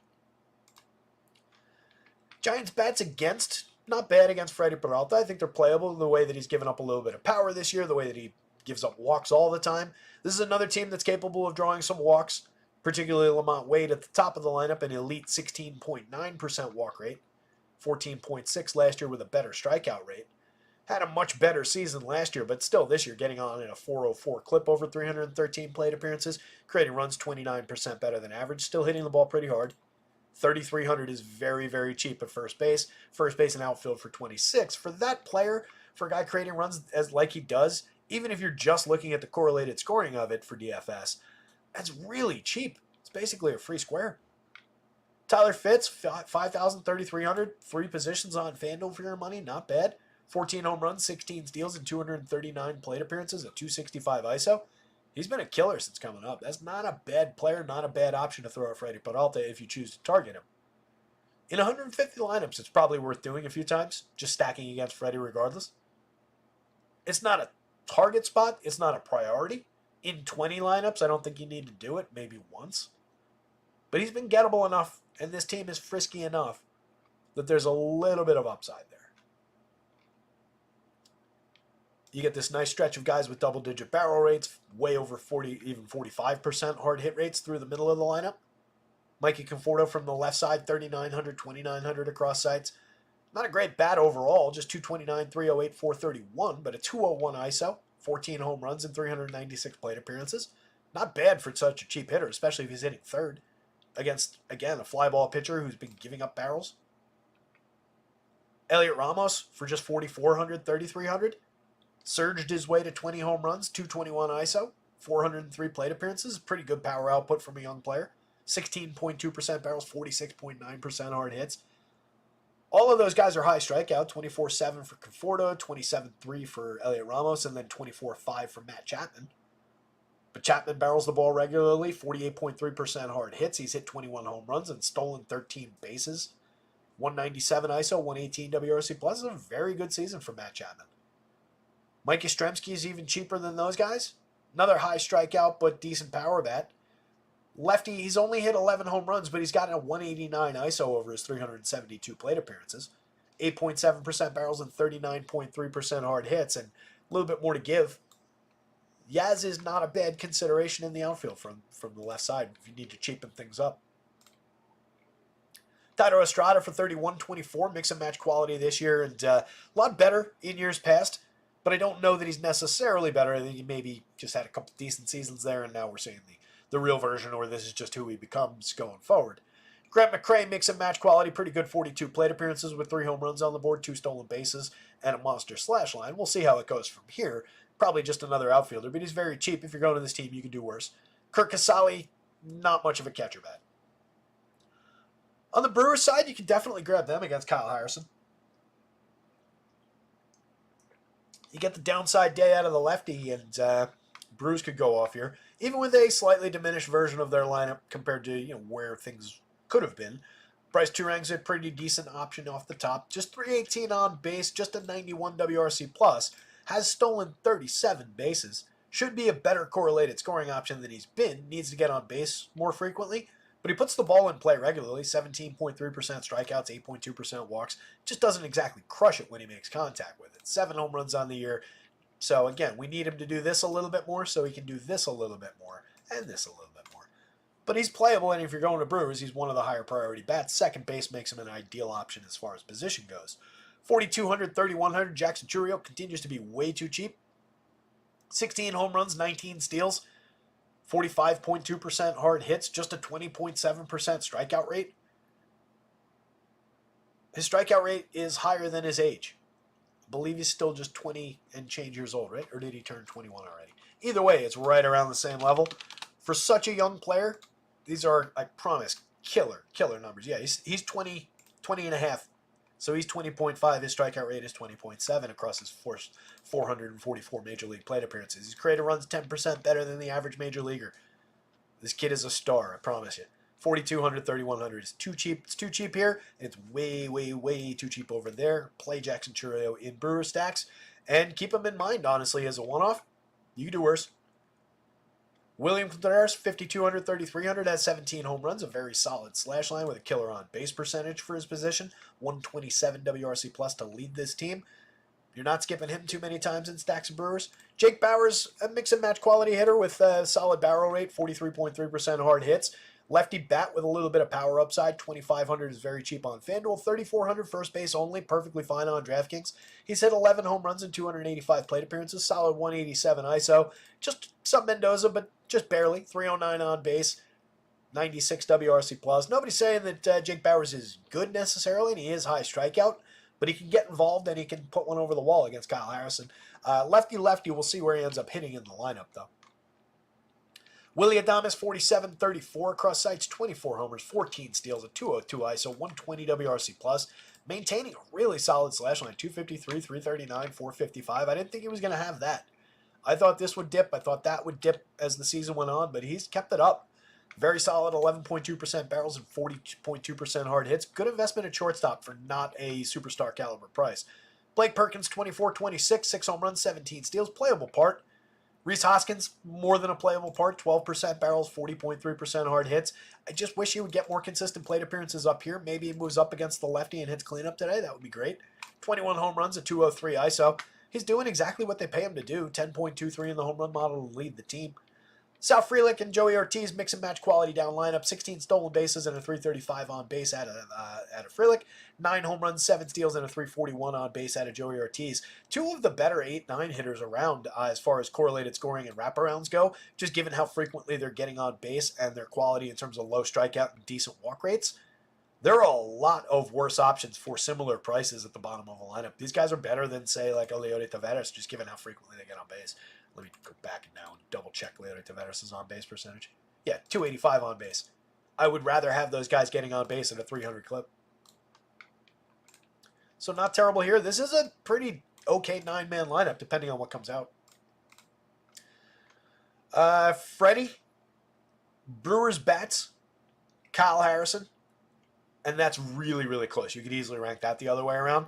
And then Giants bats are on the board a little bit, but they're the 4th out of 4 in this game. I think they're also like one of the lowest ranked teams on the stacks board. Sometimes it's just a matter of like zero in on one of the more playable bad options for a slate like this. Anthony Taylor, have you time to narrow down when you'll do the big NFL breakdown show? Not really yet, but it'll probably be Fridays, as it was last year. Most of the time, I think we did Friday nights, and it was just long and stupid. I'm going to make a concerted effort this year, though, I think, at least on this side of the start of the season, to at least spread out a few shows, just so that we have content through the week, for one thing. And then to try and shorten up that marathon that we're doing. There's no real need to do a 4-hour show. As much fun as that can be for me, and as much as I love talking to you guys, and as far as my neighbors know, to myself, I often wonder what they think. Because I'm sure they can hear me through the floor up there. Dude's downstairs talking to himself again. But no actual schedule decisions made on football yet. but I've got a very clear plan to be working on stuff. I've done fair amount of, little bit. I'll say a little bit. I've done some of the background work, but we'll be all set to go for the start of the season, and I've kind of got a plan for how we're going to start things out, and then it'll just be where those shows fall in as we get started, and that'll become our pattern, and that'll become what we do for the season. Coors Field game. Max Meyer on the mound, 6,700 for the Marlins. I don't think there's much reason to talk about him. 5.44 ERA, a 4.52 xFIP over the course of his 9 starts, 46 1/3 innings. Struck out just 2, walked 2, gave up 2 home runs and 3 earned runs on 6 hits. It's nice like multiples there. Against the Cubs in his last start, did go 6 innings, but not a good start there. 6 1/3 against the Padres, 2 starts back, gave up 4 earned runs on 7 hits, struck out 4, walked 0. One of his better starts of the year. 7 strikeout game back on August 1st against Atlanta. That's indicative more of the upside for strikeouts against the Braves. He also gave up 3 home runs in that game, 4 earned runs. That could be exactly the game that David Festa gives us against the Braves today. That's almost exactly what I'm expecting Festa to do. 5 innings, 7 Ks, 3 home runs allowed, 4 earned runs, 7 hits. Mark that down. That's Festa's start today. So Meyer at Coors just doesn't seem that appealing. Freeland is the one that is, despite what the numbers maybe look like, maybe slightly, somewhat interesting.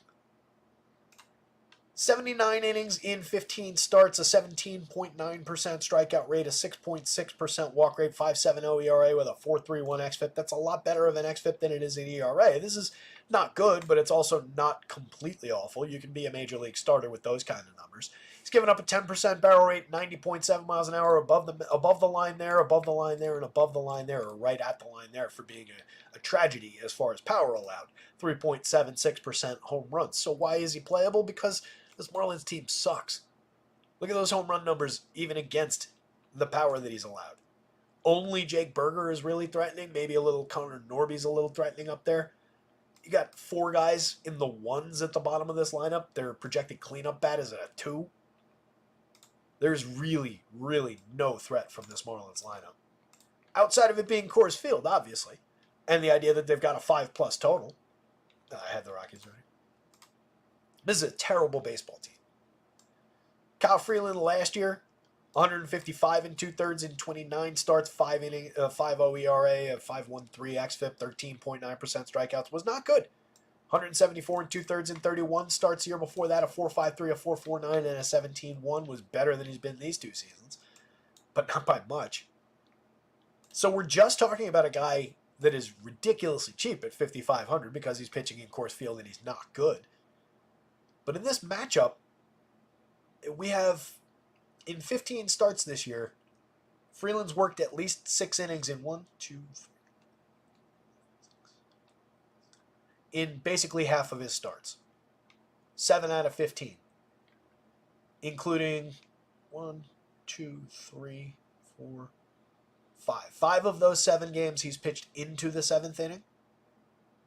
And he's completed the 7th inning just twice. Both of those games he gave up only an earned run.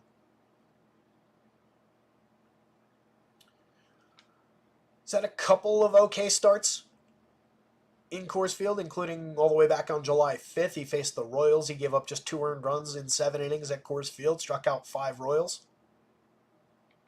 Only 1 earned run, 2 runs allowed. It's not a bad start. That's against a much better Royals team. Against the Nationals, a fairly low strikeout team, he only struck out 4. He walked 1, but he only gave up 1 hit over 6 innings, no runs. That's all the way back on June 23rd. He's capable of giving us innings against this team. And for 55, all you need is innings. Even if he gives up 2-3 earned runs, doesn't find a huge strikeout total, and this Marlins team can feed him a few Ks beyond what he normally gets. Again, not good for strike throwing. Inducing swinging, not good for strike throwing, not good for finding strikeouts overall. Gives up a ton of power. Not at all a safe spot, but a definitely playable dart throw on a slate like this. He's got some appeal. 7,300 on FanDuel, a lot less appealing, but maybe he gets you to the quality start. Finds a few bonus Ks. He's cheap, but I don't think you really need to go there on FanDuel. It's a cheap enough day that you don't need the bargain bin option on FanDuel. This is appealing. If you grab this, definitely take some hedge position with some Marlins bats. You don't have to get carried away with it, and it's really just about the top of the lineup. But I think you probably want to hedge any Kyle Freeland position that you take, because again, it is Coors Field. They are carrying a 5+ implied total. That Giants lineup looks basically exactly how we had it. Doesn't look like we got this one in yet. So Connor Norby getting shots in the leadoff role lately. 67 plate appearances on the season between the Orioles and the Marlins. 4 home runs on the year, a 281 ISO, 131 WRC+. Seems like a pretty good hitter. 13.3% barrels, 28.4% strikeouts is high, but matters less against the Kyle Freeland. A lot of upside for Norby in Coors Field. Top priority player in this lineup is Jake Berger, but Norby's probably number 2 right behind him and hits right ahead of him, so there's nice correlated scoring between the two guys. Second base, third base for Norby, first base, third base for Berger on DraftKings, second base only for Norby, and third base, first base on FanDuel. Totally playable together in stacks, and probably, again, the way you want to go if you're going with the Marlins. There'll be 2 of their more popular players, obviously, but you get quality there. 25 home runs, like quality in that I think both of these guys are actually good players. 25 home runs, a 224 ISO for Jake Berger, up to a 12.9% barrel, 47.4% hard hits. Really pulled his season together in a hurry. 5,600, 3,800, the pricing came back in a hurry for him too. Jonah Bride, 45-31, 5 home runs on the season, a 163 ISO, probably their third most playable bat. There's no Jesus Sanchez against the lefty. Otto Lopez, 37-28, has a 2.16 in the home run model. He's hit 3 in 315 plate appearances with a .082 ISO. He's stolen 14 bases, but he gets on it way under a 300 clip, so what is he really worth? Derek Hill, 41-3,000. All these guys are cheap for a Coors Field game, but they're cheap for a reason. This team is bad. You aren't paying any kind of Coors tax, even like at all. It's just that you're getting bad hitters. Derek Hill, 41-3,000, 4 home runs in 132 plate appearances, a 144 ISO. 9.5% barrels is good, but everything else about the line kind of sucks. David Hensley at 35-25, mix and match caliber. Christian Pache, more of a defender. We've seen him for a number of years. He does square the ball up decently, solid 40+% hard hit rate over each of the past couple seasons, but he really doesn't see much output for it. 95 plate appearances, 2 home runs last year. 260 plate appearances, 3 home runs, and Waysub Mendoza, 218 on base 2 years ago. Vidal Brujan, mix and match quality in the infield and with outfield eligibility, 4-position eligibility on FanDuel. 267 plate appearances, he's 24% worse than average for runs, 2 home runs, 5 steals. Nick Fortes, pretty bad also. All of this just feeds the idea that Kyle Freeland actually has a little bit of potential at 5,500. This is a terrible team. The Rockies, much more appealing. They were one of the more highly ranked teams of the day. You can see they also have 4 guys in this lineup above the magic number for home run upside. And against Max Meyer, I kind of believe it. 14.3% barrels allowed, 48.3% hard hits. Remember, we're looking, 10 plus is a tragedy there, 40 plus is a tragedy there, 90 plus is bad there. 5.53 is pretty believable on that kind of contact for home runs so far in the small sample. He's a better pitcher than this, but right now he's not. 5.44 ERA with a 4.52 xFIP, targetable pitcher. The confirmed Rockies lineup has Charlie Blackmon in the top spot, 9 home runs, 5 steals, 87 WRC+. Charlie's playable, but he's not good anymore. 16.7% strikeouts. He's just, put the ball in play or draw a walk and get on base. A little bit of correlated scoring, but below average overall.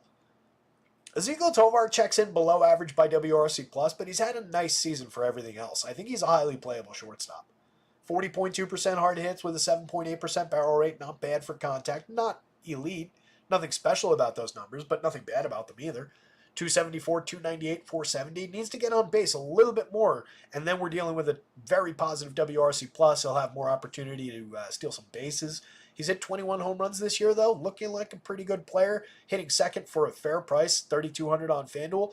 56 becomes, all right, we're paying a Coors tax for Ezequiel Tovar, but it's a very, very good spot to pay that tax. Ryan McMahon, 49-32, no tax involved on either side. 17 home runs, a 163 ISO, 96 WRC+. Pretty sure he hit one out yesterday. Solid lefty bat to throw at Max Meyer. Tons of home run upside, 10.95 in the home run model. Out of the 4 guys above the 10, though, he is the lowest rated one. I think that's correct. Brenton Doyle, 11.2% barrels, 42.6% hard hits, has a 12.42 in the home run model. He's hit 21 this season. He's also stolen 25 bags, 202 ISO, 108 WRC+. Michael Talia, in 338 plate appearances, we're up to 21 home runs, 264 ISO, 102 WRC+. Kid's a masher. 16.9% barrels, 49.2% hard hits. Sign me up for some Michael Talia shares if you're going to the Rockies. Jake Cave, Nolan Jones, two lefties in the next two spots in the lineup. I would have switched them and gone Nolan Jones into Jake Cave, but that's okay. 45-25. Cave's just a mix and match quality talent. 265, 304, 418. He's playable, but he's not ideal. He does get a bump from Coors Field. He'll probably be lower owned. He is very cheap, so totally usable lefty bat. But the one that's actually interesting is Nolan Jones. Despite the bad season, despite the 202, 303, 309, the 61 WRC+, just 3 home runs and 4 steals in 219 plate appearances, this is a guy who was very, very good in his limited sample last year. It was 2020 and 414? 24. Damn, that's close. 2020 and 424 plate appearances last year. There's a lot of talent in Nolan Jones. He was hurt most of the season, missed a lot of this year, and has had trouble putting it back together. But 44.3% hard hits is appealing. The raw skill set is appealing. The $4,600 on DraftKings is not bad at Coors, and 28 on FanDuel is outrageously good. So I'm definitely targeting, if I'm building a Rocky stack, trying to get down to Nolan Jones. Probably means I'm skipping Charlie, going like Tovar, 2 of these 3 guys, and Jones. So for me on FanDuel, that's like Tovar. It depends on what team I want to put them together with. I would definitely have Talia, Tovar, and Jones. Top 3 priorities there. As a 3-man, that's a $3,100 average. And then depending on who I'm stacking them with, I would grab either McMahon or Doyle, depending on the position fit. Like if you're going Rockies, Red Sox, you can go Doyle because you don't have Devers on the Red Sox side. Or excuse me, you can go McMahon because you don't have Devers on the Red Sox side and you've got multiple Red Sox outfielders that you're going to want. If you're going to a team with a high priority third baseman and fewer outfielders, you can obviously go the other way around. But I think that's a good fit. Talia you can put in the outfield or util. You got a spot there. And then shortstop, not a priority with the Red Sox. And if you're going to Hamilton, you can move him over to second. Jones being just an outfielder isn't an ideal fit if you're stacking Red Sox because you're going to want Duran, O'Neill, Abreu. So you're probably looking at the util.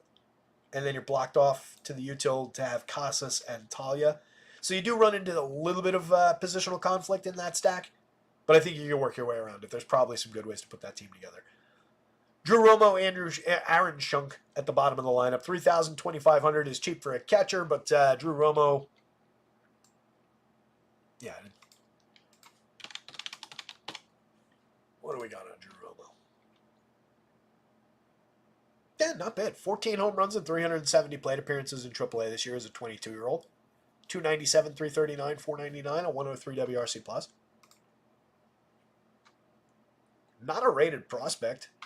Doesn't really have good traditional scouting metric per graphs, but those are compelling enough numbers for a cheap catcher option at Coors Field. If you're building a bunch of Rocky stacks, keep Drew Romo in mind. That's playable. The 20 plate appearances in the show haven't given us anything, but playable numbers in AAA this year. And then Shunk hasn't given us much, but I'll...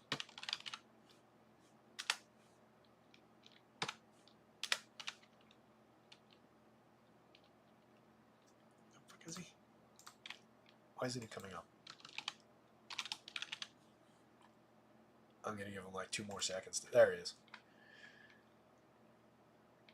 Shunk in AAA this year, 299 plate appearances, 7 homers, 11 steals, solid slash line. Last year in 508 plate appearances as a 25-year-old, 14 homers, 12 steals. Just kind of in that mid-range. Probably diminishes from there coming up to the show. Mix and match caliber infielder with multi-position for cheap. Rockies bats, Marlins bats. Kyle Freeland is a total dart throw for 55 on DraftKings. That's about it. Diamondbacks is in. Mets not. Mets showing some power upside again. They're a good enough team that they're pretty much always going to be at least playable. They've got some star caliber talent up at the top of the lineup with Frankie Lindor, with Pete Alonso, Vientos, rounding himself into that kind of form, having a great season. Still just 47 somehow. But Erod's talented. The numbers this year in his 3 starts, not really anything to go by. Last year, in 152 and 2/3, 26 starts, he had a 23% strikeout rate, a very solid 3.30 ERA with a 4.06 xFIP. 17 starts of mediocre output the year before in that weird season. Last time out, he went 5 1/3 against the Marlins at Miami. Struck out 5, walked 1 earned run allowed on 6 hits. 5 innings against Colorado. 3 earned runs allowed on 6 hits. Struck out 5, walked 1. 3 earned runs allowed over 5 2/3 in his first start against Cleveland. 1 strikeout, 2 walks, 2 homers allowed, but just 3 earned runs on 4 hits. So while the K upside hasn't been great across 3 starts, he did strike out 5 in 5 innings and 5 1/3 innings in his last 2. That was against Colorado and Miami, which are, a little bit higher end for strikeout upside, but the Mets are gettable for Ks, 22.9% for this projected version of the lineup. And Erod does have demonstrable ability to strike hitters out into the 20%. So I like the upside at 85 on both sides. I think he's very, very playable. It's just, as the board goes, I don't love drawing down against the Mets when he ranks here. I'd probably rather go Musgrove. I'd probably rather go Harrison for a little bit cheaper. Bassett is debatable. I think I lean Erod over Bassett against the Red Sox. I definitely lean Erod over Severino. But then when you get down to Festa, I'd probably go back and lean Festa just with the strikeout upside. Again, I do think Festa's in line for that bad home run outing, but we'll see what happens. Sevy on the other side, 73.85. I do think he's playable and more playable on DraftKings than he is on FanDuel because of that very cheap price. It's just the Diamondbacks, not a bad team, not a great target for upside. They're relatively low strikeout. They do have some higher strikeout guys that push them up to 21% in this version of the lineup, like Adrian Del Castillo at 32% over 50 plate appearances, definitely is an outlier in this lineup. Eugenio Suarez is just a high strikeout guy, 27.4%. Then you get Jock at 23%, but having one of the best seasons of his career. Everybody else in this lineup is in the teens for strikeouts. So not an ideal target for Sevy. He's just under 20% Ks for the season, but he's walking 8.2%. That's a little too high. It leads to the 1.24 whip. He's been good at limiting premium contact, inducing weak and medium, 34.1% hard hits, 86.9 miles an hour of exit velo, 5% barrel or 5.5% barrels. Realistic 2.74% home run rate against a team that's medium strength for home run output. Sevy's not exactly threatened here. I just question what the true ceiling really looks like in this start. He's really going to need to give you a gas pedal to the floor kind of a start like he did 2 outings ago against the Marlins. In that start, complete game shutout, 4-hitter, 8 strikeouts, 1 walk. Dominant start from Severino. Best start of the year, I'm pretty sure.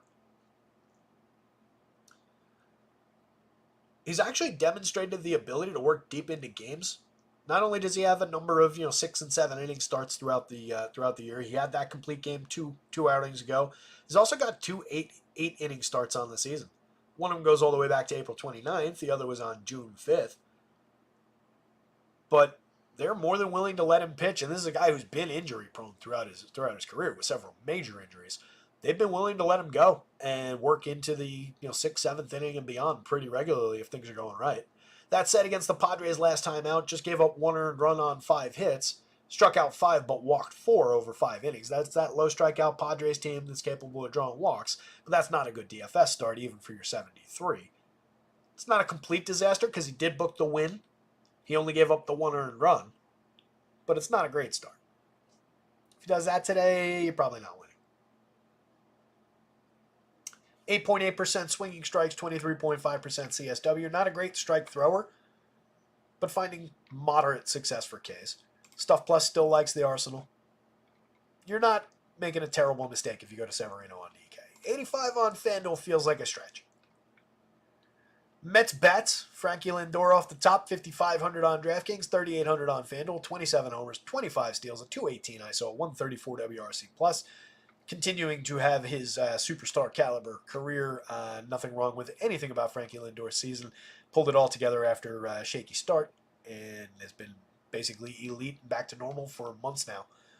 4,700 is still very cheap for Mark Vientos, given the 15.3% barrels, the 46.3% hard hits, the 21 home runs, everything we've talked about all year, the 269 ISO, the 146 WRC+. He is just, they have to accept it on DraftKings. They're regular, very, very good power-hitting third baseman now. I know they want him to be bad and get sent back down to the minors and never make it or whatever they're doing over there, but it's not the case. Kid's just good. 12.58 in the home run model to lead the team today.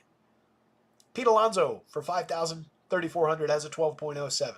28 home runs for him, a 225 ISO, 125 WRC+. Very good season for power, but a little bit diminished overall compared to what you would expect from Pete Alonso maybe. And then like by comparison to Vientos in fewer plate appearances, he's closing that gap pretty quickly. Brandon Nimmo at 45.32 is very cheap for his talents. 341 on base, a good correlated scoring option with a 117 WRC+. 230 average, but a 341 on base. I know average matters a slight bit more on DK, but not to that degree. That's a really big discount for Brandon Nimmo. Lefty against Erod, if they're doing it game by game like that, I guess. But pretty decent bat to buy there. Starling Marte for 43.29 gives you a little bit of upside from the other side. 45.1% hard hits on the season. It's amounted to just a 132 ISO and 7 home runs, but it is indicative that there's more power there and there's ability to drive the ball for extra base hits. He certainly has the speed to pay off extra base hits. 13 steals, a 108 WRC+. He's been like mix and match caliber in his 288 plate appearances, but he's got a lot of ceiling on the right day. JD Martinez against the gettable lefty, 4,400, 3,200, 15 homers, a 187 ISO, 122 WRC+. Another player who's just kind of dipped in price, making very good contact, 14.8% barrels, 46.4% hard hits, multi-position eligible on DK now. Not a bad option at all, and might hit higher in the lineup. Jose Iglesias, 41.27, has continued to hit for this team when he's in the lineup. 182 pretty good plate appearances. I continue to think that he's not really this hitter, and he's more of a correlated scoring option, but for a cheap price, he's, I guess, playable at second base. Frankie Alvarez, 31.26, has 6 home runs on the season, but everything about the line has begun to disappoint after having a very good start. 261 plate appearances, 235, 299, 378, 93 WRC plus on the year now. That was a lot better looking when it was 300 plus, a solid mid-threes on base, and a positive run mark. Now it's just a little bit more concerning that we're not getting the power output that we did last year. Harrison Bader's playable but not great in the outfield. 9 home runs, 15 steals, below average WRC plus, but a mix and match player for a cheap price. Just another outfielder who gives you occasional upside. Against a lefty like Erod, he could have a day. It's not off the board for Harrison Bader to have one of his weird, hey look, I popped up for 35 fantasy points. Top of the Diamondbacks lineup, a resurgent Corbin Carroll. He's up to 15 home runs and 21 stolen bases just like that. 179 ISO, 97 WRC+. He's going to turn into one of those years if he has a hot September that we'll look back on and be like, wait, wasn't he bad in 2024? Strange season. 223 average, 310 on base are obviously not going to catch up and still be disappointing, but he's pulled a lot together in kind of a hurry. Jake McCarthy, pretty good season out of him. 298, 369, 446, a 127 WRC+, 8 homers, 19 steals. Not bad output from a lefty hitting second for a fair price. 48, 3,000.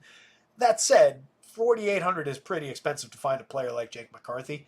It's a good season, but it's a high price for him. Jock at 48.32. I'd much rather pay 4,800 for Jock Peterson than for Jake McCarthy. 20 home runs out of Jock, 282, 401, 536 over 378 plate appearances. That's the exact same number of plate appearances. For the same price, at the same position. Let's examine the numbers because this is interesting. Barrels, 3.2 versus 14.1. Hard hits, 23.8 versus 47.1. Average, if you care about it. 298 versus 282. All right, Jake McCarthy wins that one, but it's close. And that's a very good batting average for Jock Peterson. And Jock is getting on at a 401 clip compared to Jake McCarthy's very good 369. This is good. This is elite. Slug, 446 versus 536. No contest. ISO, no contest. 148 versus 253. WRC plus, 127. Very, very good. 27% better than average. Jock is better. 59% better than average. Same price on DraftKings at the same position. FanDuel, only $200 different. 11.01 versus 3.72 in the home run model. Jock is in my lineup. Jake can sit on the bench if I don't need him. Josh Bell, 4,000, 18 home runs, a mediocre season, 166 ISO, but a 99 WRC+. He's been all right. Relatively low strikeout, decent walk rate. Not a bad player, but not a good player. Switch hitter, just kind of in there because Christian Walker's hurt. Lourdes Gurriel, 42-29, 16 home runs, a 149 ISO, 103 WRC+. A lot of skill, mix and match caliber output. Del Castillo striking out too much at 32%, but he's drawn some walks in his limited plate appearances. He's slashing 341, 425, 91 with a 250 ISO. He's hit 3 home runs already, and he's mashed the ball 17.9% barrels in his limited number of batted ball events. You can play him. Cheap catcher, 45, not cheap, but 4,500, a playable price at catcher where you need the position. Eugenio Suarez is the bat I'd rather have between the two if I'm talking about FanDuel especially. 20 home runs, 239, 309, 433, exactly what I would expect out of Eugenio Suarez over a full season. High strikeout, but a lot of power from that bat going up against a mediocre pitcher. Again, Severino doesn't give up a ton of power this year, but Suarez wins that battle head-to-head. Luis Guillorme and Geraldo Perdomo at the bottom of the lineup. Just mix and match caliber. I'd rather have Perdomo given the very good on base at 343. Good correlated scoring option, good wraparound option, but not a great player. Yeah,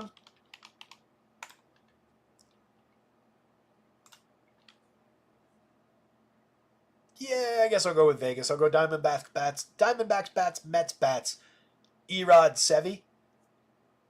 Not that much daylight between the two pitchers. If that price difference matters to you on DraftKings, if you're going to this game, there's no real issue going the other way around, Sevi over Erod. But that's more on price. I think Erod's got a little bit better of a ceiling.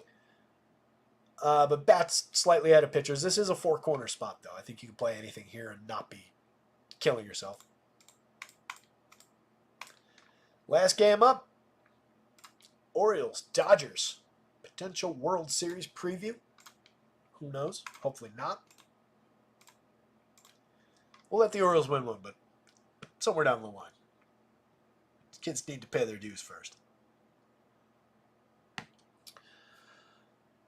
Walker Buehler, 7,000, 6,700 in years past. If we saw Buehler at these prices, you'd be excited about it. But I don't know that we get the depth. Just 3 1/3 in his first start back against Milwaukee 2 starts ago. 3 strikeouts, 4 walks, 3 earned on 4 hits, 18 batters faced. Faced 21 hitters over 4 innings against Seattle. Struck out just 1 against that weak Mariners team. Walked 3 earned runs on 7 hits. If we're just dealing with like 5 innings, I don't really see a ton of upside here. And it's just a really, really good Baltimore lineup on the other side. So it seems challenging. 21.6% strikeouts. There are some Ks for him to go find. But he hasn't really done that yet. 44 1/3 innings in 10 starts this year, going back to the beginning of the season, just 16.9% Ks, 6.09 ERA with a 4.72 xFIP. This is not the Walker Buehler of old. It's just trying to put him back together. Corbin Burns is a lot more appealing, 8,700, 9,000 across sites. That said, down to a 22.5% strikeout rate this year, 25.5 last year and 30.5 the year before. 3.28 ERA, nothing wrong with that. A 3.63 xFIP is very good. Stuff Plus still loves the arsenal. Still inducing a solid swinging strike rate, even better than he was last year for swinging strikes, way down from 2 years ago. But the CSW's gone away a little bit. He's only walking 6.2%, so it's not like it's resulted in a bunch more guys on base. Just not quite throwing as many strikes as he used to. 159 1/3 in 26 starts. He's still great for depth. Just a little bit more gettable, a little bit lower end this season. Going up against an elite Dodgers lineup. Problematic matchup, but I'm sure he'll be lower owned than Corbin Burns normally would be. 8,700 is a cheap price, 9,000 for the ceiling. Not bad. Against Houston last time out, 5 2/3, he gave up 5 earned runs on and 6 runs on 8 hits. Struck out just 2, walked 2. Bad outing. Against Boston the start before that, 8 earned runs on 10 hits over 4 innings. 7 Ks at least. 3 walks, 2 home runs allowed. Meltdown. So coming off 2 really bad outings. Coming off of 6 games in a row in which he's allowed at least 2 earned runs. Strikeout high of 7, which he's done twice over that stretch. Hasn't been great. Hasn't been Corbin Burns like we expect, but that's why the price has dipped so much. It's not the matchup, it's the quality this year. And I think there is still ceiling. It's just going to be difficult to find it against this team. So he's a lot lower priority than a lot of other pitchers on the board. But you can see still grabbing some projection meat there. I think we prefer bats on either side. Colton Cowser at the top of the Orioles lineup, 46 3,000, 19 home runs, 8 stolen bases, a 200 ISO this year. 118 WRC plus, pulling together a pretty solid season. 13.7% barrels, 46.7% hard hits, 4,600, 3,000. It's another interesting comparison point, though. I know I have a habit of doing this, but just look at the difference. Right? In 120 some odd fewer plate appearances, Ventus has given you a lot more than Colton Cowser has, and they're separated by $100 with Vientos in a more critical position. It's just silly. Adley for 49 if he's hitting second. Not a bad option at the catcher position. That's pretty cheap to find Adley Rutschman, honestly. 31 where you don't need catchers, not a bad play there. You consider him a first baseman. 18 home runs, a 156 ISO. Not elite power numbers overall, but very, very good numbers for a catcher. A 111 WRC plus, 262, 328, 418. Hits the ball pretty hard, doesn't really strike out, walks a lot. Very good, very, very good option at the position. 61.39 for a shortstop is expensive, but Gunnar Henderson pays that off pretty regularly. 33 home runs, 15 steals, a 261 ISO, 157 WRC plus, and 11.57 in tonight's home run model. Not a bad option at the position at all. Anthony Santander, 13.74 in the home run model. 12.1% barrels and 38 home runs this season. A 282 ISO. Monster year out of Santander. Month to continue it and get up to like 45 home runs. Ryan O'Hearn for 36.28. Not a bad season out of him. 13 homers, a 169 ISO. He's created runs 22% better than average. Not a killer, not a star, but very, very low strikeout. High walk. Hits the ball hard when he squares it up, when he needs to hit it. Not a bad player at all for the money at first base or outfield. He's too cheap for the output that he's given us over, a season and a half, last year into this year. So I really think he's underrated. I'm not saying he should be 5,000, but at least into the 4s on DraftKings. At least into the 3s on FanDuel. Eloy Jimenez remains cheap for a guy who hits the ball as hard as he does. That said, the output has been pretty bad. 310 plate appearances, 253, 300, 349. The triple slash isn't disastrous, but it's not good either. A .097 ISO is a mess for this hitter. 5 home runs in 310 chances is a total mess. And it's not at all reflective of the 49.8% hard hits, the 8.3% barrels. He's a better player than this. He's just really, really cheap. Not a bad option if you're stacking Orioles against Walker Buehler to grab a formerly would have been calling him a superstar caliber talent. Let's say he's a B caliber talent, a B plus talent for all that lack of salary. It's a good option. 3,700, 2,800 in the outfield for Cedric Mullins, 13 homers, 23 steals. Not a bad option. Former 30-30 guy. 34.27 remains cheap for Jackson Holliday. That's it. He remains kind of lousy so far in the show. Hit those 5 home runs in a hurry when he came back up to try and prove himself. 175, 233, 333 with a 40 points below average WRC plus. Over 129 total plate appearances in the show, though. Really needs to find his footing before we consider endorsing him. He's just cheap for the talent that we know resides in that body. And 10.7% barrels, 44% hard hits if you need justification to play him. I think he's in the lineup. I think he's in your lineup if you're stacking Orioles and building a bunch of them. Probably doesn't make it into the first one unless I need somebody very cheap, and at least he fills second base for that. I don't know, debatable about whether he makes that first lineup, but he is in the second one if I'm building two. Ramon Urias, 31.26, 10 home runs on the season, a sneaky little power bat late in the lineup for a cheap price, and total lack of popularity on most slates. Top of the Dodgers is very easy to fly through. Shohei Ohtani, Mookie Betts, Freddie Freeman. If you're building Dodger stacks, 2 out of 3 of those guys belong in basically every one of them. Ohtani, member of the 40-40 club, the fastest ever to get to 40-40. 41 homers, 40 stolen bases, a 379 on base, 170 WRC plus, a 321 ISO. Just a tremendous season. Your presumptive NL MVP this year. 7,000 on DraftKings. He's more expensive than several pitchers on this slate. 48 on FanDuel getting up there. 62, 4,000 for Mookie is also very expensive. If you're pairing those guys for 13-2, it's difficult to get to on DraftKings, but totally warranted. Mookie getting on at a 394 clip, creating runs 50% better than average, 13 homers, 11 stolen bases, and 391 chances. He's tremendous. On FanDuel, you get him at second base or shortstop, which just adds to the appeal. Freddie Freeman, 51.35, a little bit of a discount in price on DraftKings. Down to a 284 average, a little bit concerning there, 382 on base. Not Freddie's best year. 17 homers, a 191 ISO. Still very, very good numbers overall, though. Teoscar Hernandez, high strikeout, but a lot of power. 27 home runs at 219 ISO, 125 WRC+. Monster contact numbers at 14.2% barrels, 47.1% hard hits. Will Smith, high-end catcher option if he's in the lineup, 10.3% barrels, 41% hard hits, 16 homers, a 181 ISO, 108 WRC+. Muncy, back in the lineup, 11.2% barrels, 44.9% hard hits. Don't sleep on Max Muncy for just 48 at third base. 3,600 on FanDuel is more correct than 48 on DraftKings. 11 home runs, a 277 ISO. This is a monster power bat. Draws a ton of walks, too. He's a 3 true outcomes hitter. So Max Muncy is high priority in the Dodgers lineup. If he gets under-owned for being down lineup, more reason to plug him into more of your lineups. Tommy Edman, a good fit for this team. 3,300, 2,500 multi-position player. Move him around, a lot of capability to contribute in both medium-strength home runs and some stolen bases. Needs to get on base more regular than he has over the last couple of years, but a good individual for fantasy output. Miguel Rojas, just a mix-and-match option if you need him positionally. And that's it. That's all our games. Pitching board one last time. Jump into chat, see if there's any questions or anything. See what you guys are talking about. I haven't been in chat much today. Sorry about that. Monty's talking about the Vientos pricing as well.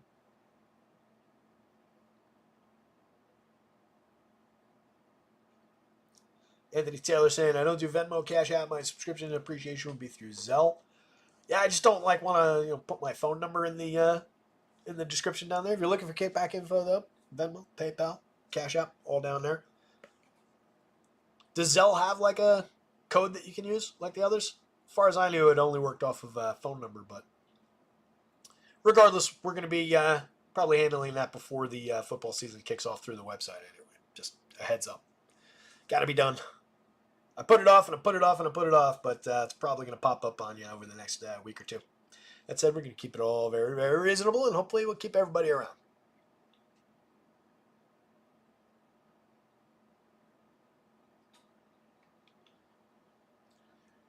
Oh, Mama, you know the Conines? That's interesting. But yeah, I spotted that yesterday. Larry C. brings it up. Conine on the Marlins related to Jeff Conine. So expect him to pop up on the Blue Jays sometime over the next 2 years. Had a restaurant across the street from the condo in Fort Lauderdale where Mom ate lunch every day. Cool. Very cool. I love those connections, those generational, the father-sons in baseball and everything. Not only is that like part of the fabric of baseball, if you just consider fans and growing up playing catch, all the traditional stuff about baseball. It's just cool seeing how the DNA trickles down through the generations, and especially like when the kids exceed the fathers, and it's just like this version 2.0, and it keeps on going. Fun stuff. So anyway, Chris Sale up at the top of the board, 11.5, 11,000. Totally worth paying for, but I get it if you don't go there. You've got other options. Freddie Peralta is pretty high-end as well, and a very good strikeout matchup against the Giants for a much cheaper price, particularly on FanDuel. That is a gigantic gulf between those two pitchers, with Freddie at just 92. That's a very good price for him. 98 on DraftKings, not unfair. Corbin Burns cheaper than that, having a worse season than Freddie is, but still a very good pitcher. Just a really tough matchup against the Dodgers.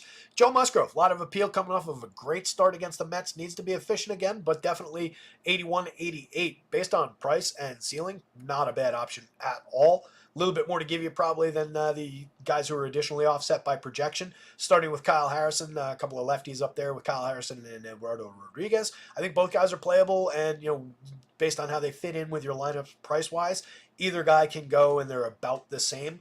It would become a matter of price and just what team I'm using in that specific lineup that I'm building once we hit like this point on the board.